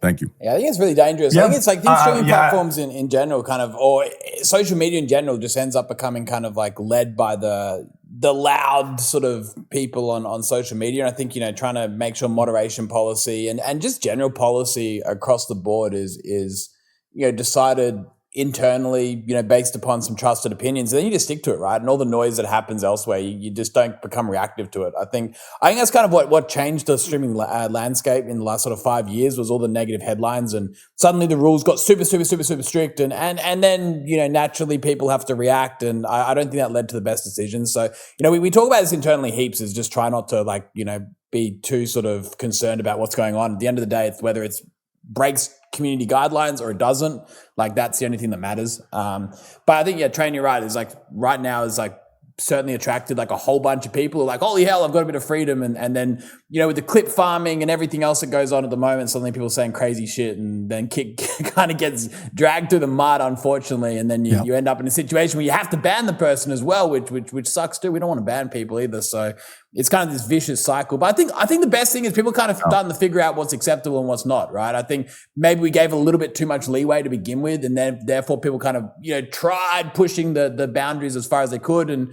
But now I think it's just a matter of kind of testing the waters and people kind of figuring out where that line is. And I like to think that most of the time after, say, someone's crossed that line, gotten a ban or something, they tend to come back with a different mindset. But again, I think it's a constantly evolving sort of stance that we need to take. But it's tough. It really is tough. I must say the moderation side of things is complicated. It's a subject that I don't think anyone can really truly perfect. It's just, you just got to decide what you want the platform to be, what you want, what kind of content you want, and just stick with it. That's the thing, man. Is you guys are still figuring that out, that line, a lot of the time, over the 2 years at least. You guys have been trying to figure it out, and people just, they jump the gun, I think, with a lot of stuff. But yeah, sorry, I just wanted to chime in there. You guys are still trying to figure things out, and people need to give you guys the time to do that. Like what was mentioned before is this is a long haul, you know. It's not a 1 year thing to make Kick the best thing ever. You know, it's going to take 5 years, maybe 10 years, right? No, that's such a great point. I think I remember in the very, like, before Kick even launched, like, I remember I was speaking X, Train, Paulie as well, you were around then. They were talking like, oh yeah, we're going to take over the whole streaming space in like 3 months or 6 months and stuff. And they were like, yeah, it'll be easy, you know, like building a platform is, you know, it's not even, it's hard. Like all you need to do is get streamers over. But, you know, I think quickly realized like that's the most difficult part is it's a really difficult job. There's so many layers to it. There's so many things you have to do. It's not just about like bringing the big names over. There's a lot of things you have to learn. I think the only way you can learn is by getting burned. So I think, you know, these last 2 years, like the lessons we've learned, the changes we've made have been incredible. Have really set the foundation. I don't think the vision's changed. I think the timeline's changed. I think we realized this is it's a marathon, not a sprint by any account. And you know, every negative, like, you know, event that's happened these last 2 years, and there's been a lot of them, right? Like, you know, I'll be the first to admit we've fucked up so many times with taking the wrong choices, but we've learned every time. We kind of like, you know, understood, hey, look, that was bad. Let's try to avoid that one next time. And again, I think we're picking up that invaluable knowledge and what Train was speaking about before. As long as we kind of keep at it, I think at the right time that there'll be that right momentum behind us, and if we're in the right state, then, you know, looking forward to seeing things reach new heights is what I think. I think, you know, anyone that's watching can relate because, you know, as streamers, we're constantly growing and learning, constantly rebuilding, you know, whether it's, you know, scenes in OBS or, you know, our entire brand. You know, even the stream I do here, I'm running into bugs all the time and just trying to make it better and better and make good choices with it too, you know, with the content I do and stuff like that. It's just a constant learning journey for everyone. I wonder what, in terms of moderation or whatever, how do the girls feel about, because when it comes down to streamer moderation, sure, right? But also viewer moderation, it comes down to chatters. How is it being a girl on Kick, I wonder, Wittlebears? I think it doesn't matter whatever platform I'm going to be on, I'm going to get positive, negative comments. So I kind of just run with it. Even like if I'm dual streaming to TikTok, either chat's really positive one day or really negative the other. But either way, I just kind of view it as engagement. And those kind of can also come in with getting those viral clips and whatnot, but also not pointing in the direction where like Kick is toxic with the viewership. I kind of just ignore it. I'm not really too bothered by it. Okay, interesting. Yeah, I actually think that chat is less toxic on Kick than it is Twitch towards women because Kick doesn't have a history of just having people being able to mass report a girl for existing and have it be considered sexual content and get banned. Because that's currently what's been happening, I think, ever since like Twitch switched to Egyptian moderators for their TOS. Is this like weird culture of like just existing on camera sometimes, not doing anything, could be considered sexual content if you have cleavage at all. Not even like trying to be sexual, just like, oh, someone took this sexually, someone got a boner. So now we're going to ban you or shadow ban you and lock you into that sexual content tag that's going on right now. So I think the chat's actually a lot less toxic than Twitch, even though Kick has a more toxic reputation somehow. So I think it's fine, personally. Okay, interesting. Yeah, I just tried to ask because there was a big like epidemic of like hate raids at one point back on Twitch, and I thought that Kick chat was getting better overall, and I thought what would be an area that it could be problematic is that girl streamers, at least way back in the days. I think the only thing that we really need is to be able to like maybe VPN individually ban people from chatting, like have the stream give that power to the streamer, because then it'd be easier for everyone to kind of get rid of their doxers, people like spamming addresses and stuff. If each streamer could just right click on the user and like VPN ban, that way if they make a new account, they still can't chat in your stream. Like suspicious user tags or whatever, right? Like things that were like the system recognizes that somebody might be ban evader or whatever. Yeah, there's some system like that could be possible. That will come down with Eddie's overall like product vision and whatever. Because if you don't have a VPN, ban them from the whole site if you don't want to give streamers that power to sync their individual chats.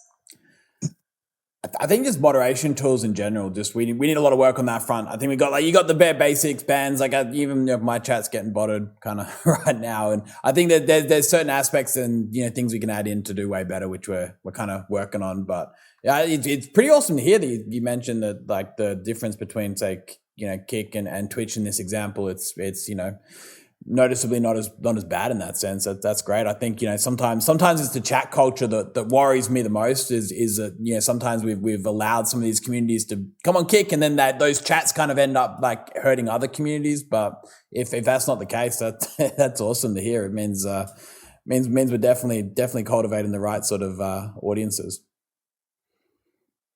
Just on that moderation note, like we did just release a feature called like Age of Account for like ban evasion. So you can set the age of account in your chat to be 5 days or 1 week, so people who get banned can't come back, create a new account that day, and start spamming again. So that's something that we just released last week. Wait, where can so I we're do constantly trying to evolve on that.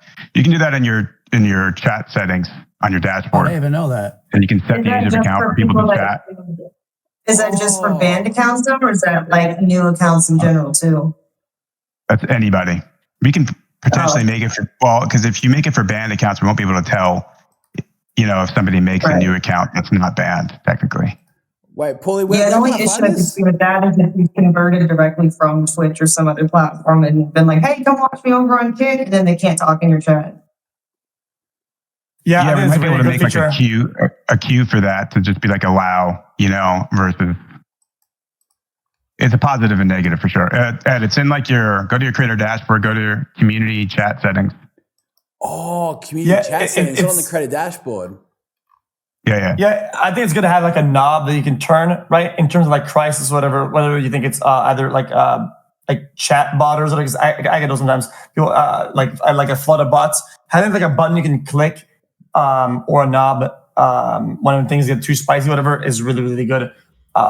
When you don't have those tools, you feel so like defenseless. Vulnerable. Right. Yeah, but especially when the bots happen, it's like I just want to close like a monitor and just fucking play games. It's like insane, like bad. But with those features, it helps a crazy amount. Hey, I reckon that Age of Account one will help tons. Like if you are getting like that will definitely slow things down. I didn't know that one was out. We need to put that under the creator dashboard, Paul. It's like hidden away under settings now. It's probably should be the same place where you like put slow mode and stuff in, hey? Yeah, the channel action. So like we're building the new dashboards right now. So the moderator dashboard, new creator dashboard that we're going to be releasing before the end of the year. So that's all built into that. We need to get better at announcing this stuff too. Like, when features are released that we're just recently talking about and we're finding out about it here, we need to celebrate this shit a little bit more and tighten up our comms internally to get this out there, because it's amazing. Just toying with it here, it's a good product.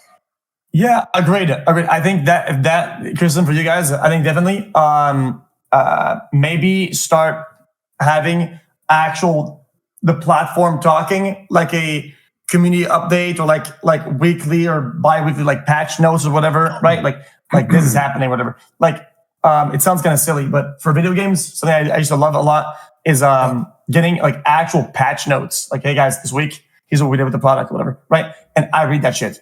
And for streamers, whatever, just seeing something that you like, something that you need being on there, it's cool to have that communicate with you.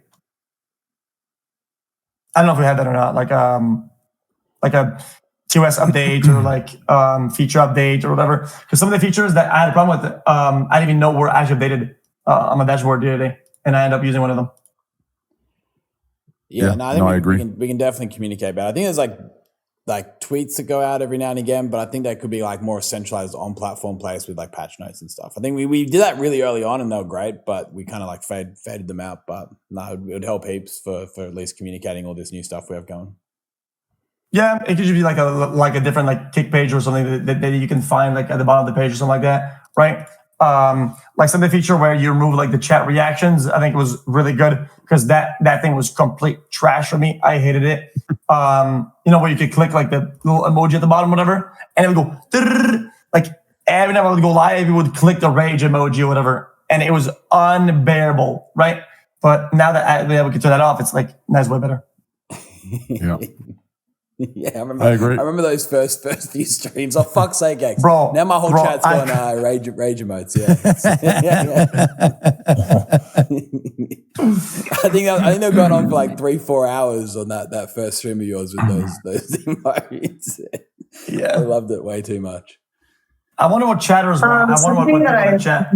Wanting from a stream platform, I don't know if this is feasible. Would be like, I don't know. Does Kick have extensions? Do they have options that you can use for the stream? Like I thought what would be really cool would be like an instant subtitle extension and then translation options too, so that you can attract more like foreign viewers and streamers. Because I've seen that kind of thing with like some of the Google, I think chat has like instant subtitle AI capabilities, Google like video or whatever. And I think that'd be really cool to get to figure out how to do that on Kick. Interesting.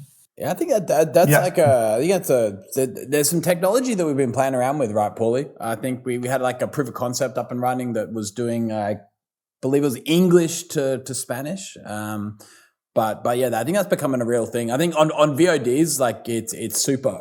It's a solved problem, but I think real-time translations are a little bit more complicated from what I understand, but the technology is getting way better. I think especially for a place like Kick where we've got this huge Spanish audience, huge Turkish, Middle Eastern, how we kind of like can connect those would be awesome for us just to try to connect these communities. And I think that's a great sort of future of live streaming, even for platforms like Twitch and YouTube, right? Like being able to connect these different demographics, these different geographics, it would be huge. Yeah, definitely. Yeah, I think that'd be like the biggest breakthrough. I think that would like put us over an advantage of Twitch for foreign audiences specifically, because there's so many huge streamers, and like Dubai has like a huge Spanish community and all of his friends too. So I think it'd be super cool, but not just Spanish. Like there's also like Russian viewers. I've seen a lot of those recently on Kick, and there's also like the Turkish. Like basically any country that has like not as many advantages on Twitch, if you cater to them on Kick, I think it'd be really useful too, because they've kind of like been displaced. I know that a while back when the Russian war was really heating up, like a few years ago, they actually like demonetized all Russian streamers. It really sucked for them. So stuff like that, just catering to different communities to set us apart from Twitch would be really cool. Yeah, I think there's some kind of like public data which kind of shows like which channels, like I think especially on Twitch, there's like that Atlas thing, right? I think you might be familiar with that one. You can kind of like see like all the separations of the communities and stuff, and then like the languages are just fully disconnected, right? And naturally so, right? If there was a way to suddenly get those languages like crossing over, like that would be insane, right? Like, and I think it is possible with technology, and maybe that's something Kick could lead the way on. I guess it's certainly possible, that's for sure, which is exciting. But yeah, I think like with like Russia, for example, I think Russia and Middle East were two areas which got completely like demonetized like off the bat. Like I think they're just kind of like given up on, like similar to other countries, and being able to kind of lean into that and offer an ability and a way forward, plus kind of getting them to then obviously support that English stream sort of demographic through like whether that's translations or how we can foster that would be massive to just help the overall platform. Yeah. Hey, real quick, I want to give a shout out real quick to Hikaru, because I think he might have a chess match coming up. I'll bounce in a few minutes, 5 minutes. I'll stay around. Cool. I just wanted to give you a heads up. I just want to add one thing also. I think like for me, since I'm going to have to bounce in, like the two things that I see are like in my community, people are always talking about the product, like specifically casting or using the mobile app. I mean, those are the two things that people sort of complain about the most, or that's one of the things they complain about the most. But also I was going to say that I think, about like moderation, like the, the community is what you make it out to be as a streamer. Like ultimately, I think, if the streamer sort of wants a certain type of community, they are the ones who are responsible for that. So like when people talk about kick and moderation, everything else, I mean, I really think it's the responsibility of the creator. And so like for myself, in some ways, I actually find that it's like there are far less trolls in my community on Kick than when I stream on Twitch, for example. So I actually I think overall you guys are doing a great job. I absolutely agree with that. I think a lot of people want to give the platform a lot of shit. I think it's the creator that needs to cultivate their community, put their foot down, lead their community. You also have an opportunity to hire moderators, right? I mean, I think outside of certain like globally banned words or like a global level of moderation, which I think Kick has, right? Can't you like set something to like moderate, medium, whatever, medium, high, right? I think as long as you have that, I think I agree with Hikaru completely. I think it's on the creator, just like it is on Twitch, right? If I turn all of my settings off on Twitch and, right, someone comes in and says something, it's going to go through, right? So I don't know. I don't really understand all these complaints of people saying, oh, these people are coming in and they're saying this. Yeah, because you spent 6 years on Twitch banning them, right? On Kick, it's completely new. We don't know who's who. They could be on new accounts. Everyone you banned for 6 years are going to come in. So you just need to hire moderators and start the process over. That's really the only way to do it, since they're going to have different usernames. So I agree with Hikaru completely. I'm going to bounce you guys because I have to go play a tournament, but it was good being here. And I mean, I think all you guys have done, like Eddie, you've done a great job. I think that one other thing, just last point I was going to add, is that like it's really amazing to see the growth outside the English speaking community. Because I mean, as someone who speaks English and all I see is everything in the English language, I mean, just to see the Latin American streamers and everything that's going on there, it's incredible. And I mean, maybe it's on Twitch too to some degree, but I definitely don't feel it in the same way. Spanish, of course, is different because there's Ibai and some of those guys, but overall, I mean, I think you guys are doing a tremendous job outside of the English speaking community. So I think that's like really, really great. And yeah, just keep doing what you're doing. And congrats on the 2 years, obviously. Sweet. No, thanks, Yeah, guys. I think another thing too, in that same vein, would be to cater more towards the other cultures. Like they need to know about the KCIP and stuff, because on Twitch they kind of like try to go based off of previously like advertiser money, which is shit because they're in a different country. So I think if you advertise more the fact that they have more monetary, value on Kick, would be another thing that would bring a lot of people over. Some of those countries get fucked over by the ads that they get paid. It's like pennies in comparison to the American viewers. Yeah, I think the ad revenue side is, I think yeah, some platforms have like incredible monetization globally, and I think then others it's like kind of almost forgotten about. It's like an afterthought. You can be like in a certain country and you'll be getting advertisements for something that's not even related to your country, and you're probably not even a consumer of. So that localized approach. I think that's probably why Kick has seen so much success in some of these other countries, is because we are kind of focusing on everything, not just kind of like North America and following the, where the bigger money is. So it's been a big priority. I think that's, at the end of the day, it's what builds a streaming platform. It's having that global presence that's so important. So, I agree. And I think we need to, hopefully we can, over these next couple of weeks, we can, fix whatever we need to fix internally between, I think we are missing our third triangle point, right? Me, XQC, and one other person. I think everyone knows who that is. We are missing that. So hopefully we can get together and fix this, because I think Kick is very important to having this triangle to operate the way it needs to. So hopefully we can get together and get that situated, because I think it's necessary for us to do that. I think we need to just work on the foundation, what we have already. I think we just need to perfect it, be patient. I think Grym said it earlier, less is more, So I think we need to perfect what we have now before we add anything else. And then the next thing, when we add it, we can fully focus on that and work on that, right? I think people are expecting too much too soon, and then when it does come too soon, it's incomplete, and then they complain about what's incomplete. So I really think, from my experience in the industry as a whole, I think we need to stop listening to people who are just there to complain. They're going to complain no matter what we do.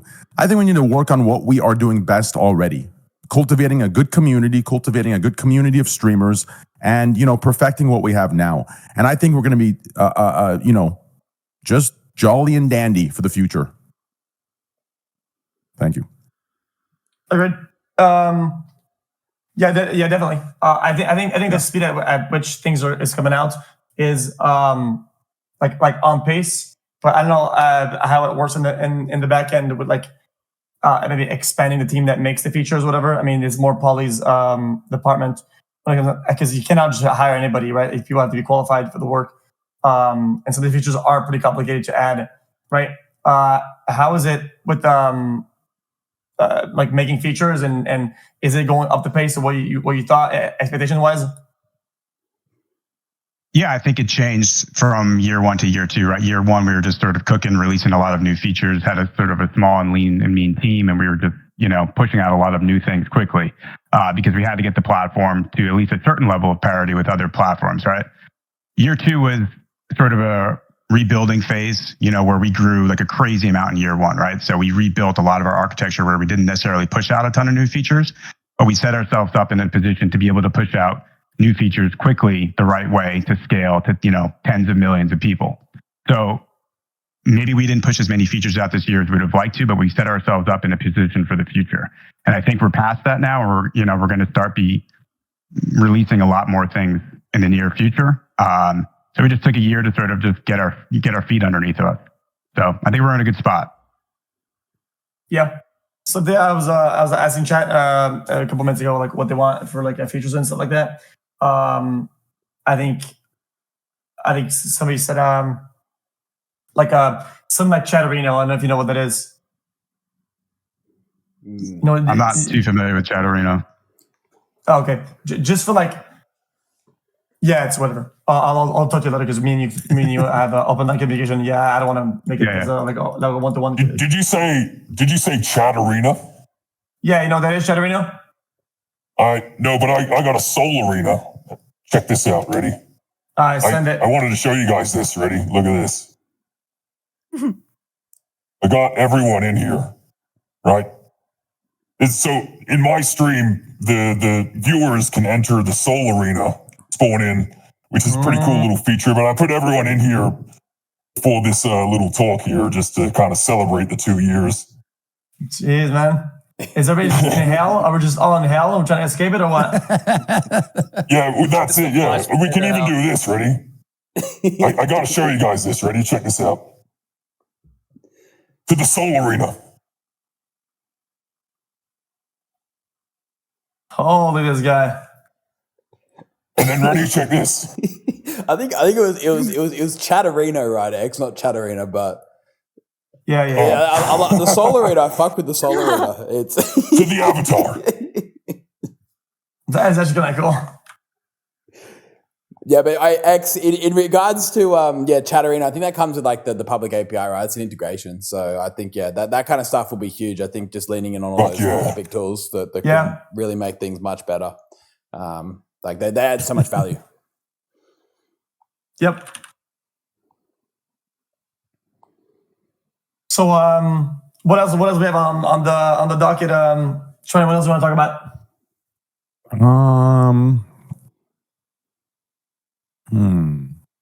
I think ultimately it also comes down to on the streamer side of things is I know some people, I just personally talking to some people that are still over on Twitch, they're scared to make that jump over here on Kick because they think it's going to be like another Mixer.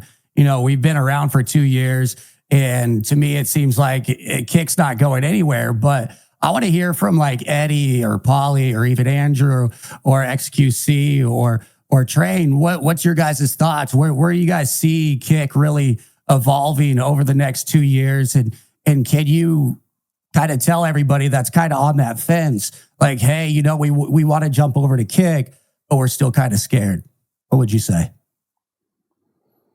I got nothing to do. For me, like I was saying, I feel like right now the product is good enough, but I'm always like a perfectionist, right? I was looking for more, whatever. And some of the stuff, like I think ban appeals, some of the stuff like channel points for me are super important when it comes down to like catching up and being like one-to-one to others, to where we can start like worrying about other things or whatever, right? But my focus for me anyway, prioritizing the product 100% and make it the best it can be. I think you mentioned like people worried about, how serious Kick is. I don't know. I think you kind of point towards like the last 2 years, right? Like I think, people kind of first off when Kick launched and started trying to make a few moves like, it won't last more than 3 months. And it was like, it won't last more than 6 months. And it won't last a year, and now it's been 2. And again, like, here we are right now, like still doubling down, continuing to invest in things. Like, people are like, streaming isn't profitable. Streaming is this, it's too expensive. And again, we're like, hold on, no, it's not. There's a way forward. And again, I think it's just about the fact that we continue to prove people wrong. And I think that's also the most exciting part about this venture. It's like so many people out there like, hey, look, these guys won't be able to pull it off. But I think that's for me personally, and one of the most reassuring and exciting parts about like continuing to work and be a part of such a special project like Kick is to continue to prove people wrong. And again, I think we've proven so many people wrong. And I think Train, we spoke about this before about, the fact that no one's kind of reneged these comments around what they thought Kick was going to be initially. They never will. Yeah, it's disgusting. Correct. And I think honestly, it's time. It's time. I think at the end of the day, it's easy to forget that as a platform, like people have to come and invest like their career, their something they've built, their whole community into a platform, and to be, you can't just rock up and launch a website and then expect people to put that faith in you, right? You have to earn it. And I think over time, people are seeing that. I think people are learning like, hold on, these guys are for real. These guys are listening. These guys are making steps forward. Their trajectory is up. Obviously nothing happens overnight. Like it's not going to kill every competitor overnight. It's not going to turn the tables overnight. But I think the trajectory is positive, right? And I think it's continuing to head in that direction. And I think hopefully, people start to realize that we're in here for the long haul and want to be a serious player in the space. So, my answer to that is just, continue to watch what we're doing and notice that we're not sort of reneging on promises we've made. We've stuck to our word every step of the way, and we'll continue to do so, for the next 2 years and beyond. And they think slowly but surely, as we discussed before, people will go, hold on a second, which platform is going to treat me the best? Which one's going to offer me the best product, the best service? And then they'll just naturally pick whichever one they feel safest on. And over time, I think Kick will become a stronger contender. Yeah. I think that starts with drops. Especially also with just in general, I think it takes time for people to just start streaming. I think a lot of the big stars, a lot of the big players, they haven't even started their first stream yet. And it all comes down to where they're going to stream and why they do it. And like I said, a lot of them are not even out there yet. That takes time.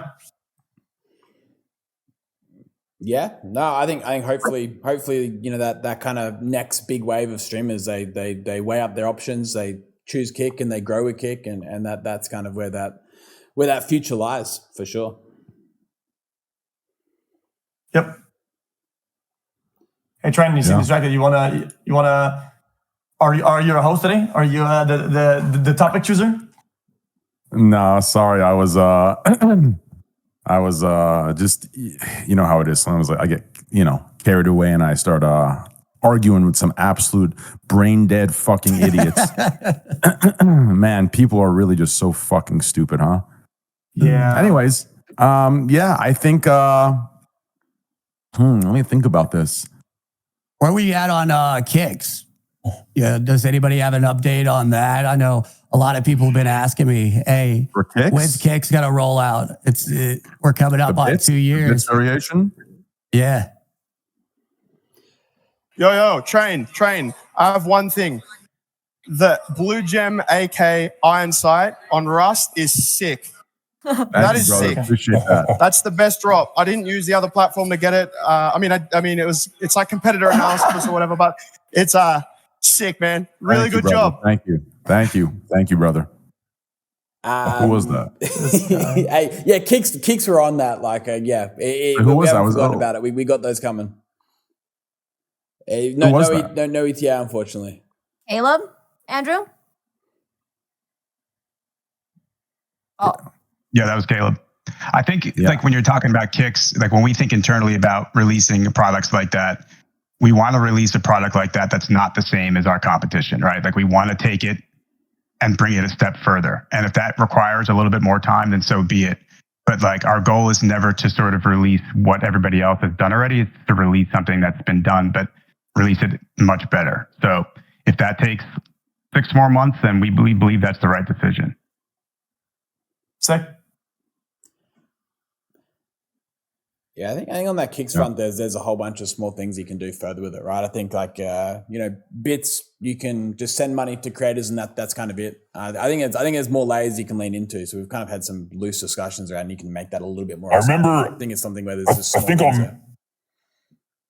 on Mixer and I think on TikTok, you send like stickers or something, right? But they're like animated, and I think on Mixer it like animated the chat. That was kind of cool. So if Kicks was going to be a thing, it'd be cool to see like something crazy happen in the chat, like a full on animation. But that might be pretty tricky to do, I imagine. Yeah, I feel like some of the in terms of like features, or whatever, like I feel like small, like maybe like more gimmicky stuff, probably towards the end. But I'm not a developer. This is more like Paulie's expertise or whatever, or people that do the product. But chat experience is definitely 100% like number one, in my opinion, in terms of like why people watch certain streamers, and if they're gonna stick around, if they're gonna come back, if they're gonna be in offline chat, if they're gonna interact, how they're going to interact. That is like chat is number one priority always. So I think we should always prioritize the chat experience over anything. And I think that comes down back to channel points. Getting channel points involved and being able to have chat redeem those channel points, or even going back to the drops, especially for somebody like me who enjoys gaming, I think drops is going to really kind of take that to the next level. I think predictions is a really big one though too. Yeah, predictions kind of comes right after channel points, but that's a really big engagement one.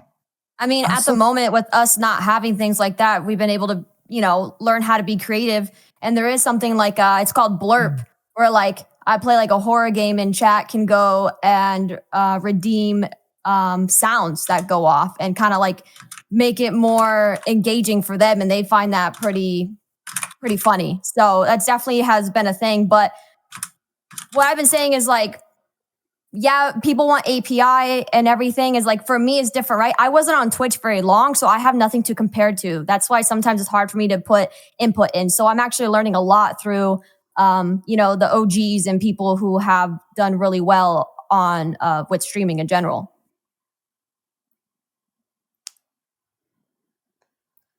Yeah. I think there's more stuff to add as well outside of kind of just, figuring out what's out there too. I think live streaming in general hasn't really innovated in a long time. I can't really name really anything game changing in the last sort of 5 years or so. So I think once we kind of hit that parity, like how we can kind of go beyond that too. That's the super exciting part. Trying new stuff and figuring out kind of how to go a step further and add these features, which hopefully isn't just about doing it because it's an expectation elsewhere, but going, hold on a second, this is kind of cool that hasn't been done before. And I think that was kind of the Paulie's point before, rather than just say, hey, look, we're going to copy this because it worked elsewhere. Let's go ahead, just make it a little bit better. Just find those little points of innovation. And again, it comes back to that kind of technical problem, X, that you kind of alluded to. But once you kind of solve that and get past that kind of hump, we can hopefully get moving. Yeah, I think all the feedback is really good. Kind of like another idea that I had for the mobile app specifically would be like, how you can only watch one stream at a time? What if you could pull up multiple streams, not necessarily on like the same panel, but maybe it shows kind of like a 3-dimensional warped looking carousel of streams that you kind of swipe through, so you can choose to have all the audio on if you want, and you can see their chat below it. So it's like it looks like kind of like the page is curved, so you can see like multiple tabs in a circle that you can swipe through, or you can mute certain ones and just, if you only want to focus on one at a time, that way people can go between different communities and like kind of like bridge that gap that was like really missing from I think the mobile experience even on Twitch. And that's kind of why the mobile app never like feels like it's as good as the browsers, because you can only have one stream on at a time. It's kind of not as ideal because you have to keep switching, loading up, and then go to someone else's chat, and you can't hear the stream anymore once you close that, go to a different one. So I think something innovative like that, users like it a lot more. Like you have tabs on a browser, but almost like a tab on an app where you can sort of just like swipe, stop, right? Exactly. I like that. Cool. Yeah, it makes a ton of sense. Yeah, I think from sort of knowing a little bit about behaviors on the browser, like so many people watching streams have probably got like 6, 7, 8 tabs open sometimes, and that's just kind of normal behavior of how people utilize streaming sites, and they just switch between what's happening, trying to look for key moments, especially when there's sometimes it takes a while to wait for something eventful to happen or whatever that may be. So yeah, being able to kind of replicate that experience on mobile app, that's actually an awesome idea. I think, yeah, it makes a lot of sense. I think that's where Kick sort of stands apart. And I've always said this since the beginning is we're always open to implementing new features, like recommendations from the community. It doesn't take this process of going through 6 months of talks internally and then this and then that. It's like, hey, if that's a great idea, let's bump it up, let's get it done. And that'll always be our mentality, I think, moving forward. Is like, we just want to make best product. We want to listen to you guys, and we want to, all grow together. Makes sense. Train, who are you arguing with? How someone's got your attention. You're angry. Huh? I'm watching the soccer game. Oh, you got a bit of money on it. Yeah, I was just watching a football game. It's not a big deal. People are just so. People think they know, but they have no fucking clue. It's disgusting. Yeah, I was just monitoring the chat a little bit to see like people's ideas and people what they were saying, whatever. I'm trying to read between like the garbage. Like there's so much garbage messages, whatever, and actually see some of the feedback. Feels like we're kind of talking about almost like all the stuff that I think is important, unless I missed some stuff in there. Yeah, I think another like we were alluding to earlier, the patch notes. Even if we just put that on like the dashboard, I think that any kind of updates, because I've had people just say oh, I didn't know that you could tag other streamers or stuff like that when you're gaming with them, to let them know who you're gaming with. Like still little stuff like that, just saying, hey, throw that up on the creator dashboard. Let us know, something like that comes through. I think that would go a long way. Because, like I said, there's still people out there that didn't know about it, including myself until today. So. Yeah, I completely agree. I think it's sort of useless if we push features out that no one knows they're there, right? So we want to make people aware of everything that we're doing. Definitely. Super point. The last 3 features that I ended up using that were very important. Some viewer told me about it. And then we had them. All good though. Is there anything specific that you guys wanted to talk about overall, and comes down to like just like Kick discussion? Because I think it's like a most like Kick panel, right? Something on your mind or something that you have as like your stream experience that you want to talk about? Nothing comes to mind for me right now. What about you, Train? Oh, go ahead. No, go ahead. Sorry, he was about to talk. Yeah. So I would say, it's been 2 years that we've been over here on Kick, man. And it's been fun. We've made a lot of stories. We've had a lot of fun.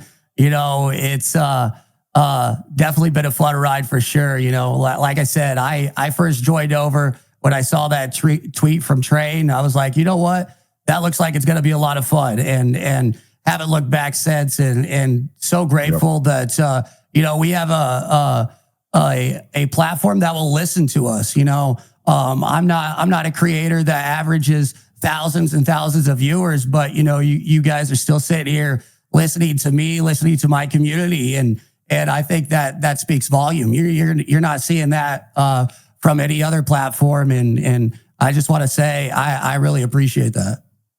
Oh, yeah. One of my ideas early on, something that we end up doing a little bit, is a better version of like a council, right? When it comes down to just generally like ideas and certain focus, whatever, right? Because the thing that I think that Kid doesn't want to do is become too like corporate, where the communication between the streamers and the company there's too much blur in there, right? Just have almost like every once in a while, like a round table, like, yo guys, like what's going on? What do we want? Whatever. I think it's super important. Especially when we get into moderation, because at one point, remember Eddie, and things were like blowing out. It was crazy. We had like very productive talks, whatever. And I hope we get to keep doing that over the years, and I get to keep doing that as a product develops, so that we can still have this level of like communication, so that things can improve when they have to be improved. Yeah. Yeah, and I think it's about staying in touch with the right people, right? I think, people on the ground, people on the front lines, they've got the best understanding of what's actually going on, and being able to kind of lean on those opinions is huge. And it's what makes a live streaming is just really one kind of big community, right? It's just a bunch of voices, and I think being able to make decisions based on that opposed to just, a few individuals, wanting to kind of choose a path, it can be dangerous. So, I think we want to continue to lean in on that for sure. Got a lot of people, luckily, wanting to share their opinions and help out, which, is a great aspect of the whole project. I think for me, I'm oh, go ahead. No, you 100%. I was changing the topic a little bit, so that's why I was just like, I think because like we kind of been discussing like what's the next thing for Kick, but I'm kind of curious to figure out like from you guys, like what's the next big thing for you as a streamer? Like what's something you're working towards that you think will benefit Kick? I said it earlier. For me, anyway, I'll answer first. Something I've been doing more work towards, because people are going to call me out saying that I didn't do it for a while. Is like tournaments. I think tournaments are a big deal. I think it brings people together. I think it kind of brings the old school experience of like rivalries, streamers, orders, and now even platforms. Just having events. What about you, Sarge? What about you guys? I think it's really, we kind of touched on it earlier, is getting more involved with other social media, whether that be X, whether that be, YouTube or TikTok, because that's where you, like X was saying earlier, you see people like Queso who really grow from platforms like that. And that's what's bringing them in to places like Kick. And I think, kind of growing on that and really focusing on that short form content, and really kind of let everybody know who you really are and what your community represents. I think that's going to be something that, helps elevate me personally as a streamer, and that will help elevate my community as well. And then in turn, obviously bring more people to Kick. Definitely. Like for me as well, when I was on Twitch, there was this event I took part in called Shredfest. And you play the music of a band that you like for 1 hour, and then you would go and raid the next person on like the set list or the lineup, and that happened all over the weekend. So that was like a really cool like tournament kind of thing. No one really won anything, but it was just like a really cool thing as a musician to play your favorite band for an hour and then bring everyone over to the next person and then the next person, and promoting that like to people that don't even stream music yet. They might get interested, like, oh, sweet, let's get our band on here then. Let's set up a fucking warehouse and live stream and take part in that. I think that would be kind of cool, the music front, to do that. Yeah, it's cool seeing different inputs from different communities and different types of content. I like it.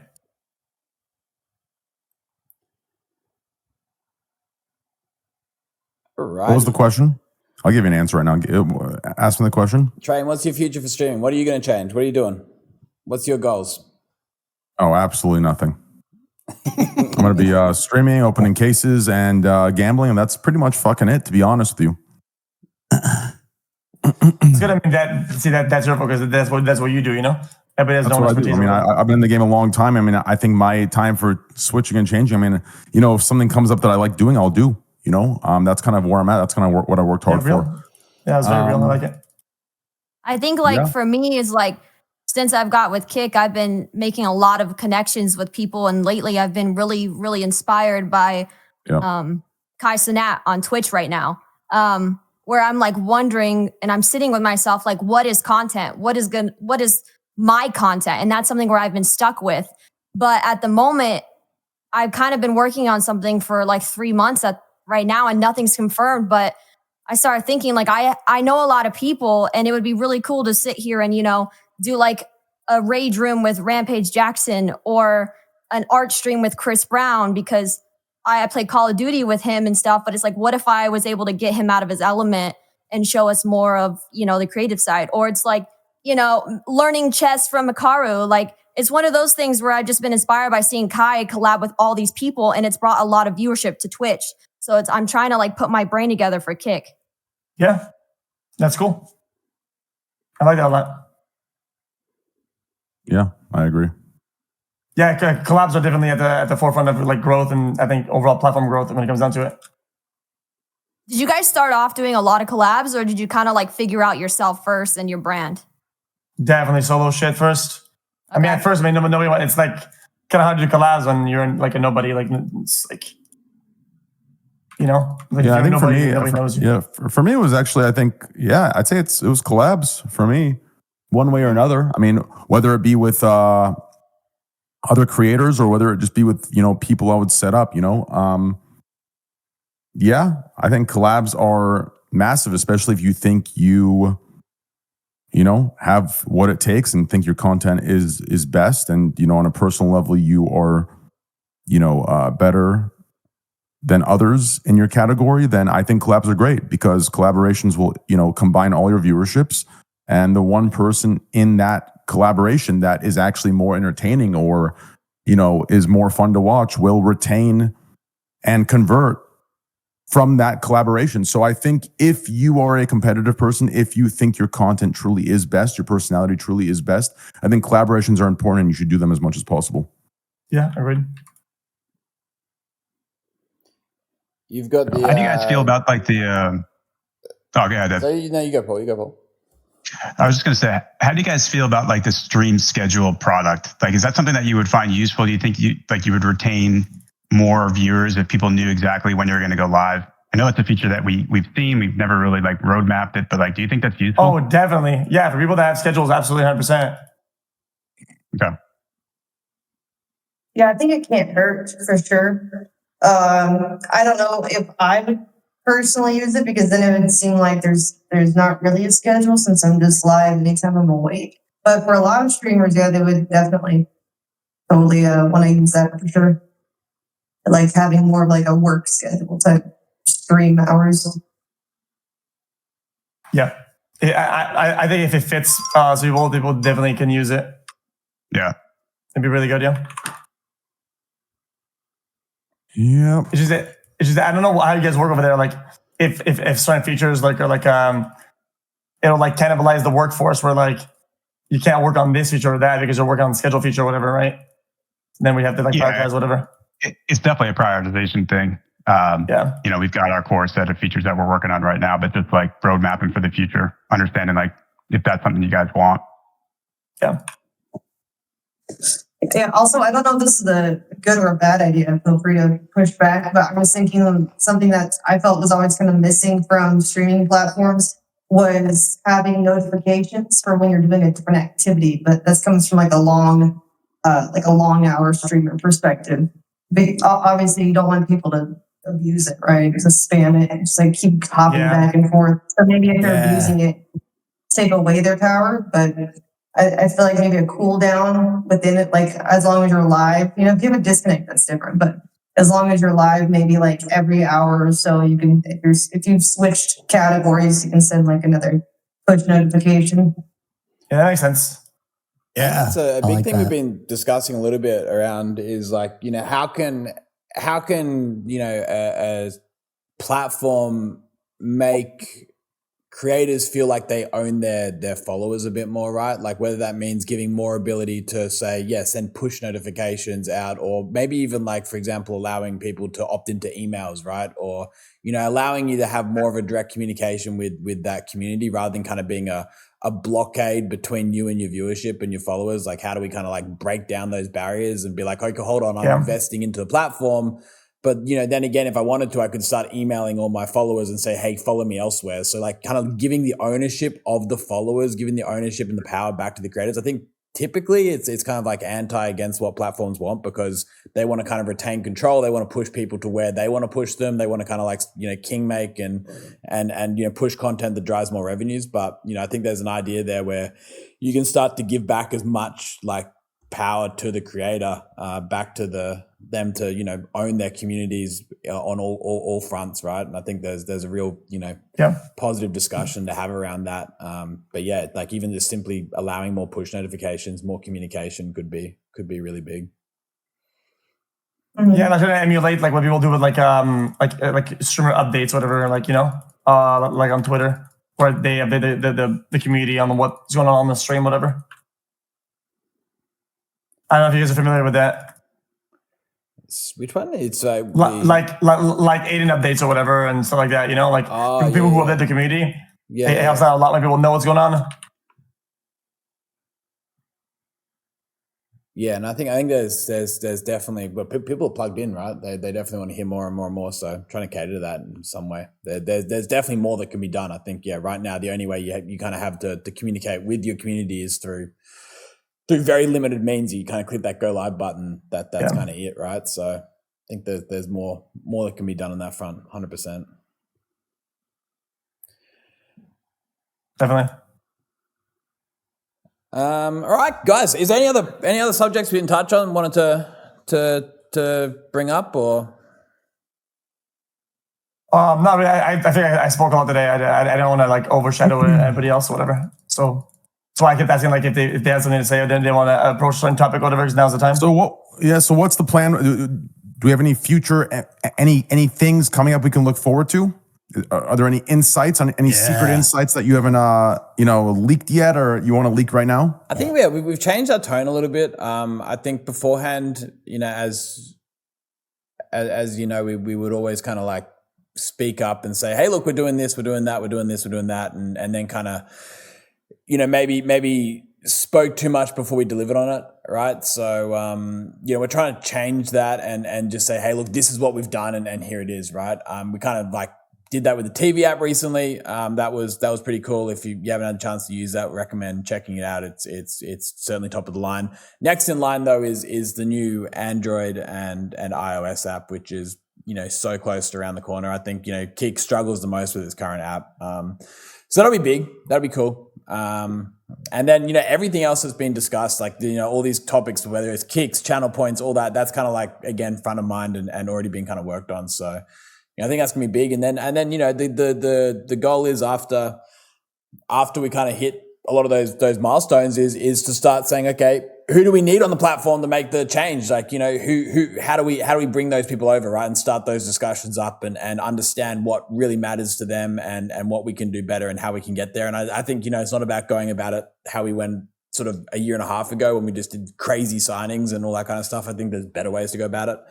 But, that's kind of like what I see the next 6 to 12 months looking like. It's getting that parity, getting those updates out, and then figuring out strategically where we need to be in terms of that sort of landscape and making sure that there's people online to watch and there's always something fun happening on Kick. Yep, that's the point for sure. Yeah, I think that was actually a really good point. Make sure that there's something happening on Kick that's like good all the time. Yeah, the moment you hit like a period where there's like you've got no one you want to watch, you lose that retention, right? And it just completely kills it. Yep, 100%.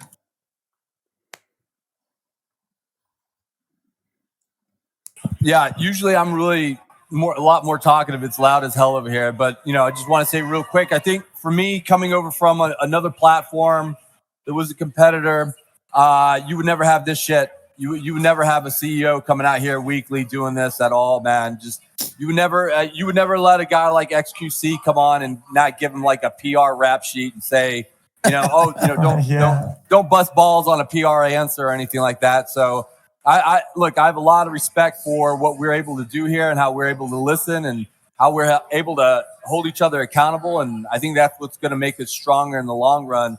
Kind of to Train's point, it's not going to happen overnight.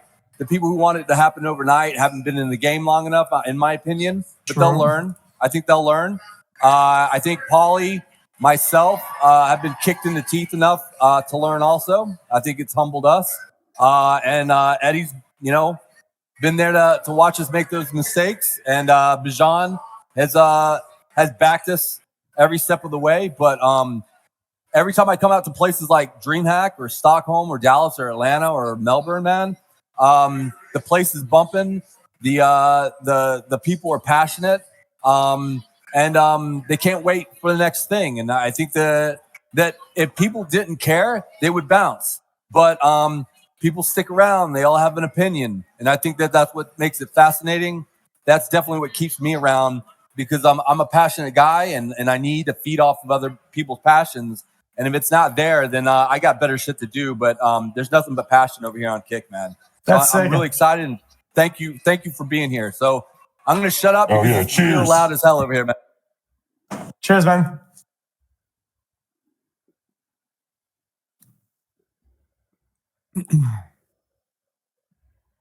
Sweet. All right. Well, anything else from you guys, or call it a wrap? No. That was definitely good. I spoke a lot today, so. I mean, it depends. Is this like it depends what we're doing with the Kick Talk. Is this Kick Talk just like Kick Talk, 2-year anniversary, positive energy, or are we going for everything and anything? Are we gonna celebrate? I mean, 2 years. I mean, that's a pretty big deal, man. Half and half. That's awesome. We got to take a shot or something, you know? You're crazy. I forget it's so early for some of you guys, but it's not really. Oh, dude, come on. It's like noon, right? Train, I think it's anything. It's anything. It's always anything. It's always how Cheers. 2 years. Come on. Cheers, man. Cheers, man. Yeah, I mean, I was going to say, oftentimes we're always so focused on what's next, right? What are we doing tomorrow? What are we doing in 3 months? What are we doing in 6 months? But we never look back and be like, where did we come in 2 years? And to be able to be mentioned, as one of the top 3 streaming platforms in the world after 2 years with sort of, a smaller team that's 10% the size of these other giants, it's pretty incredible. And I think it's a testament to everybody on this call that's helped build the platform to a certain extent, and the community and everybody. And, we've got something really special here. And if that's where we got in 2 years, like, where are we going to be in 2 years? So it's super exciting. Awesome, man. I'm excited. I'm excited to join the ride, man. I'm excited. It's going to be fun. But Train, to answer your question about Kick Talk, man, anyone that ever wants to come in here, and you guys all have the Discord, pop in whenever you want, ask the hardball questions, man. We do not ask you guys ahead of time, what do you want to talk about? You come in here and you talk about what you want. We got no issue with it. We got no agenda. We don't sit around and say, all right, what are we going to push now, or what are we not going to talk about now? We're transparent as hell. So every Kick Talk, we try to keep it that way. And same thing with chat. We try to answer every freaking question that's in there, because it's the only way we learn and grow, man. So any of you guys want to just pop in, we do this every Saturday at 9:30 in the morning East Coast time. Eddie's over there at midnight, man. So anytime you guys jump in here and freaking ask away, man. Sick. I like that. Awesome. Legends. Yeah, thanks for having me. It's fun. I agree. It was a good time. Been an honor. Congratulations to Kick. Thanks for making Congratulations to everyone in here. It was fantastic. It's been a fantastic journey, and hopefully another 100 years to come. 100 years, I'm down with that. Yeah. Let's make it happen. Awesome. Thanks, Eddie. I appreciate you guys all have our own jumping robots in. by then. Appreciate everything you guys done for Kick. It's been epic 2 years. I think the next 2 years will be even way more exciting. So it's I like to think we're just getting started. So appreciate all the support, and also coming by for the conversation. It's been good. Of course. Thank you. Thanks for listening, buddy. All right. Thank you, guys. All right. Thank you. Guys. Y'all have a great weekend. All right. Have a great weekend, everybody. Good luck with your streams, guys. You too. Great holiday. Yep. I'm going to go Thanks, gamble. guys. Bye. Have some fun. Later, guys. Bye, guys. See you guys. Peace. Yep, I'm still trying to fucking close it. Here we go. Goodbye. See you, Grym. All right, guys. Awesome. Thank you so much for tuning in and spamming fucking CX and whatever you guys did. Yeah, appreciate it. Nah, it's been good. It's happy 2 years to Kick. It's awesome to see Train, XQC, Amouranth, Hikaru. We got Grym. You've got Wittlebears, you got Sergeant, we had Stocks and Denny come by as well. Super exciting stuff, guys that have helped shape the platform. Again, I think, there's way more people we could have added. I think we could have had a lot of other people. I think this platform is accumulation of so many different personalities, so many different individuals, being part of it, so many different, people, viewers as well, communities coming past. So, again, it's been an awesome 2 years. It's certainly a journey. When I was like, I think we were talking about it on just before when we first started like floating this idea of like making Kick. I remember speaking with X. I remember speaking with Train and going, okay, we just need to do A, B, and C, and everything will fall together. And like it was the kind of it was definitely a humbling experience understanding like, hold on, this is harder than it seems, right? There's much more to it, but I think we're learning lots, right? And again, I think we're trying to do the best for the live streaming space. Like I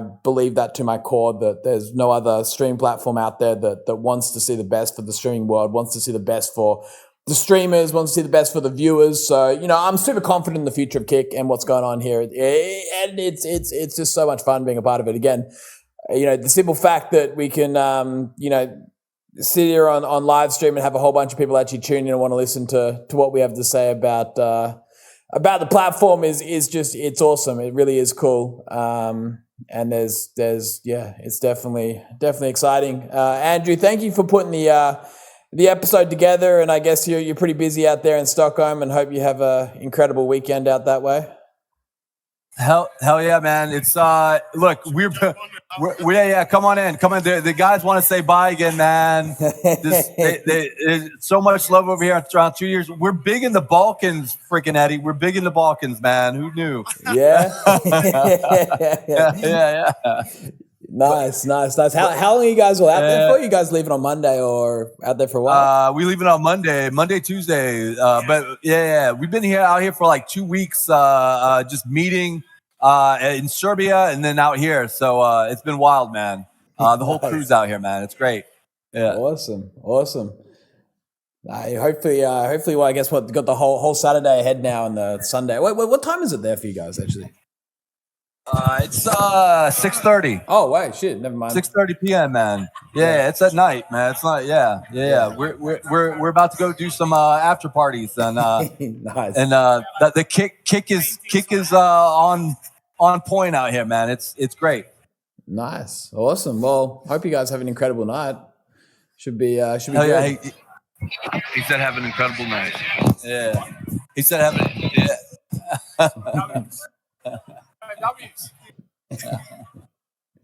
Was that W's? Yeah. W's. Cool.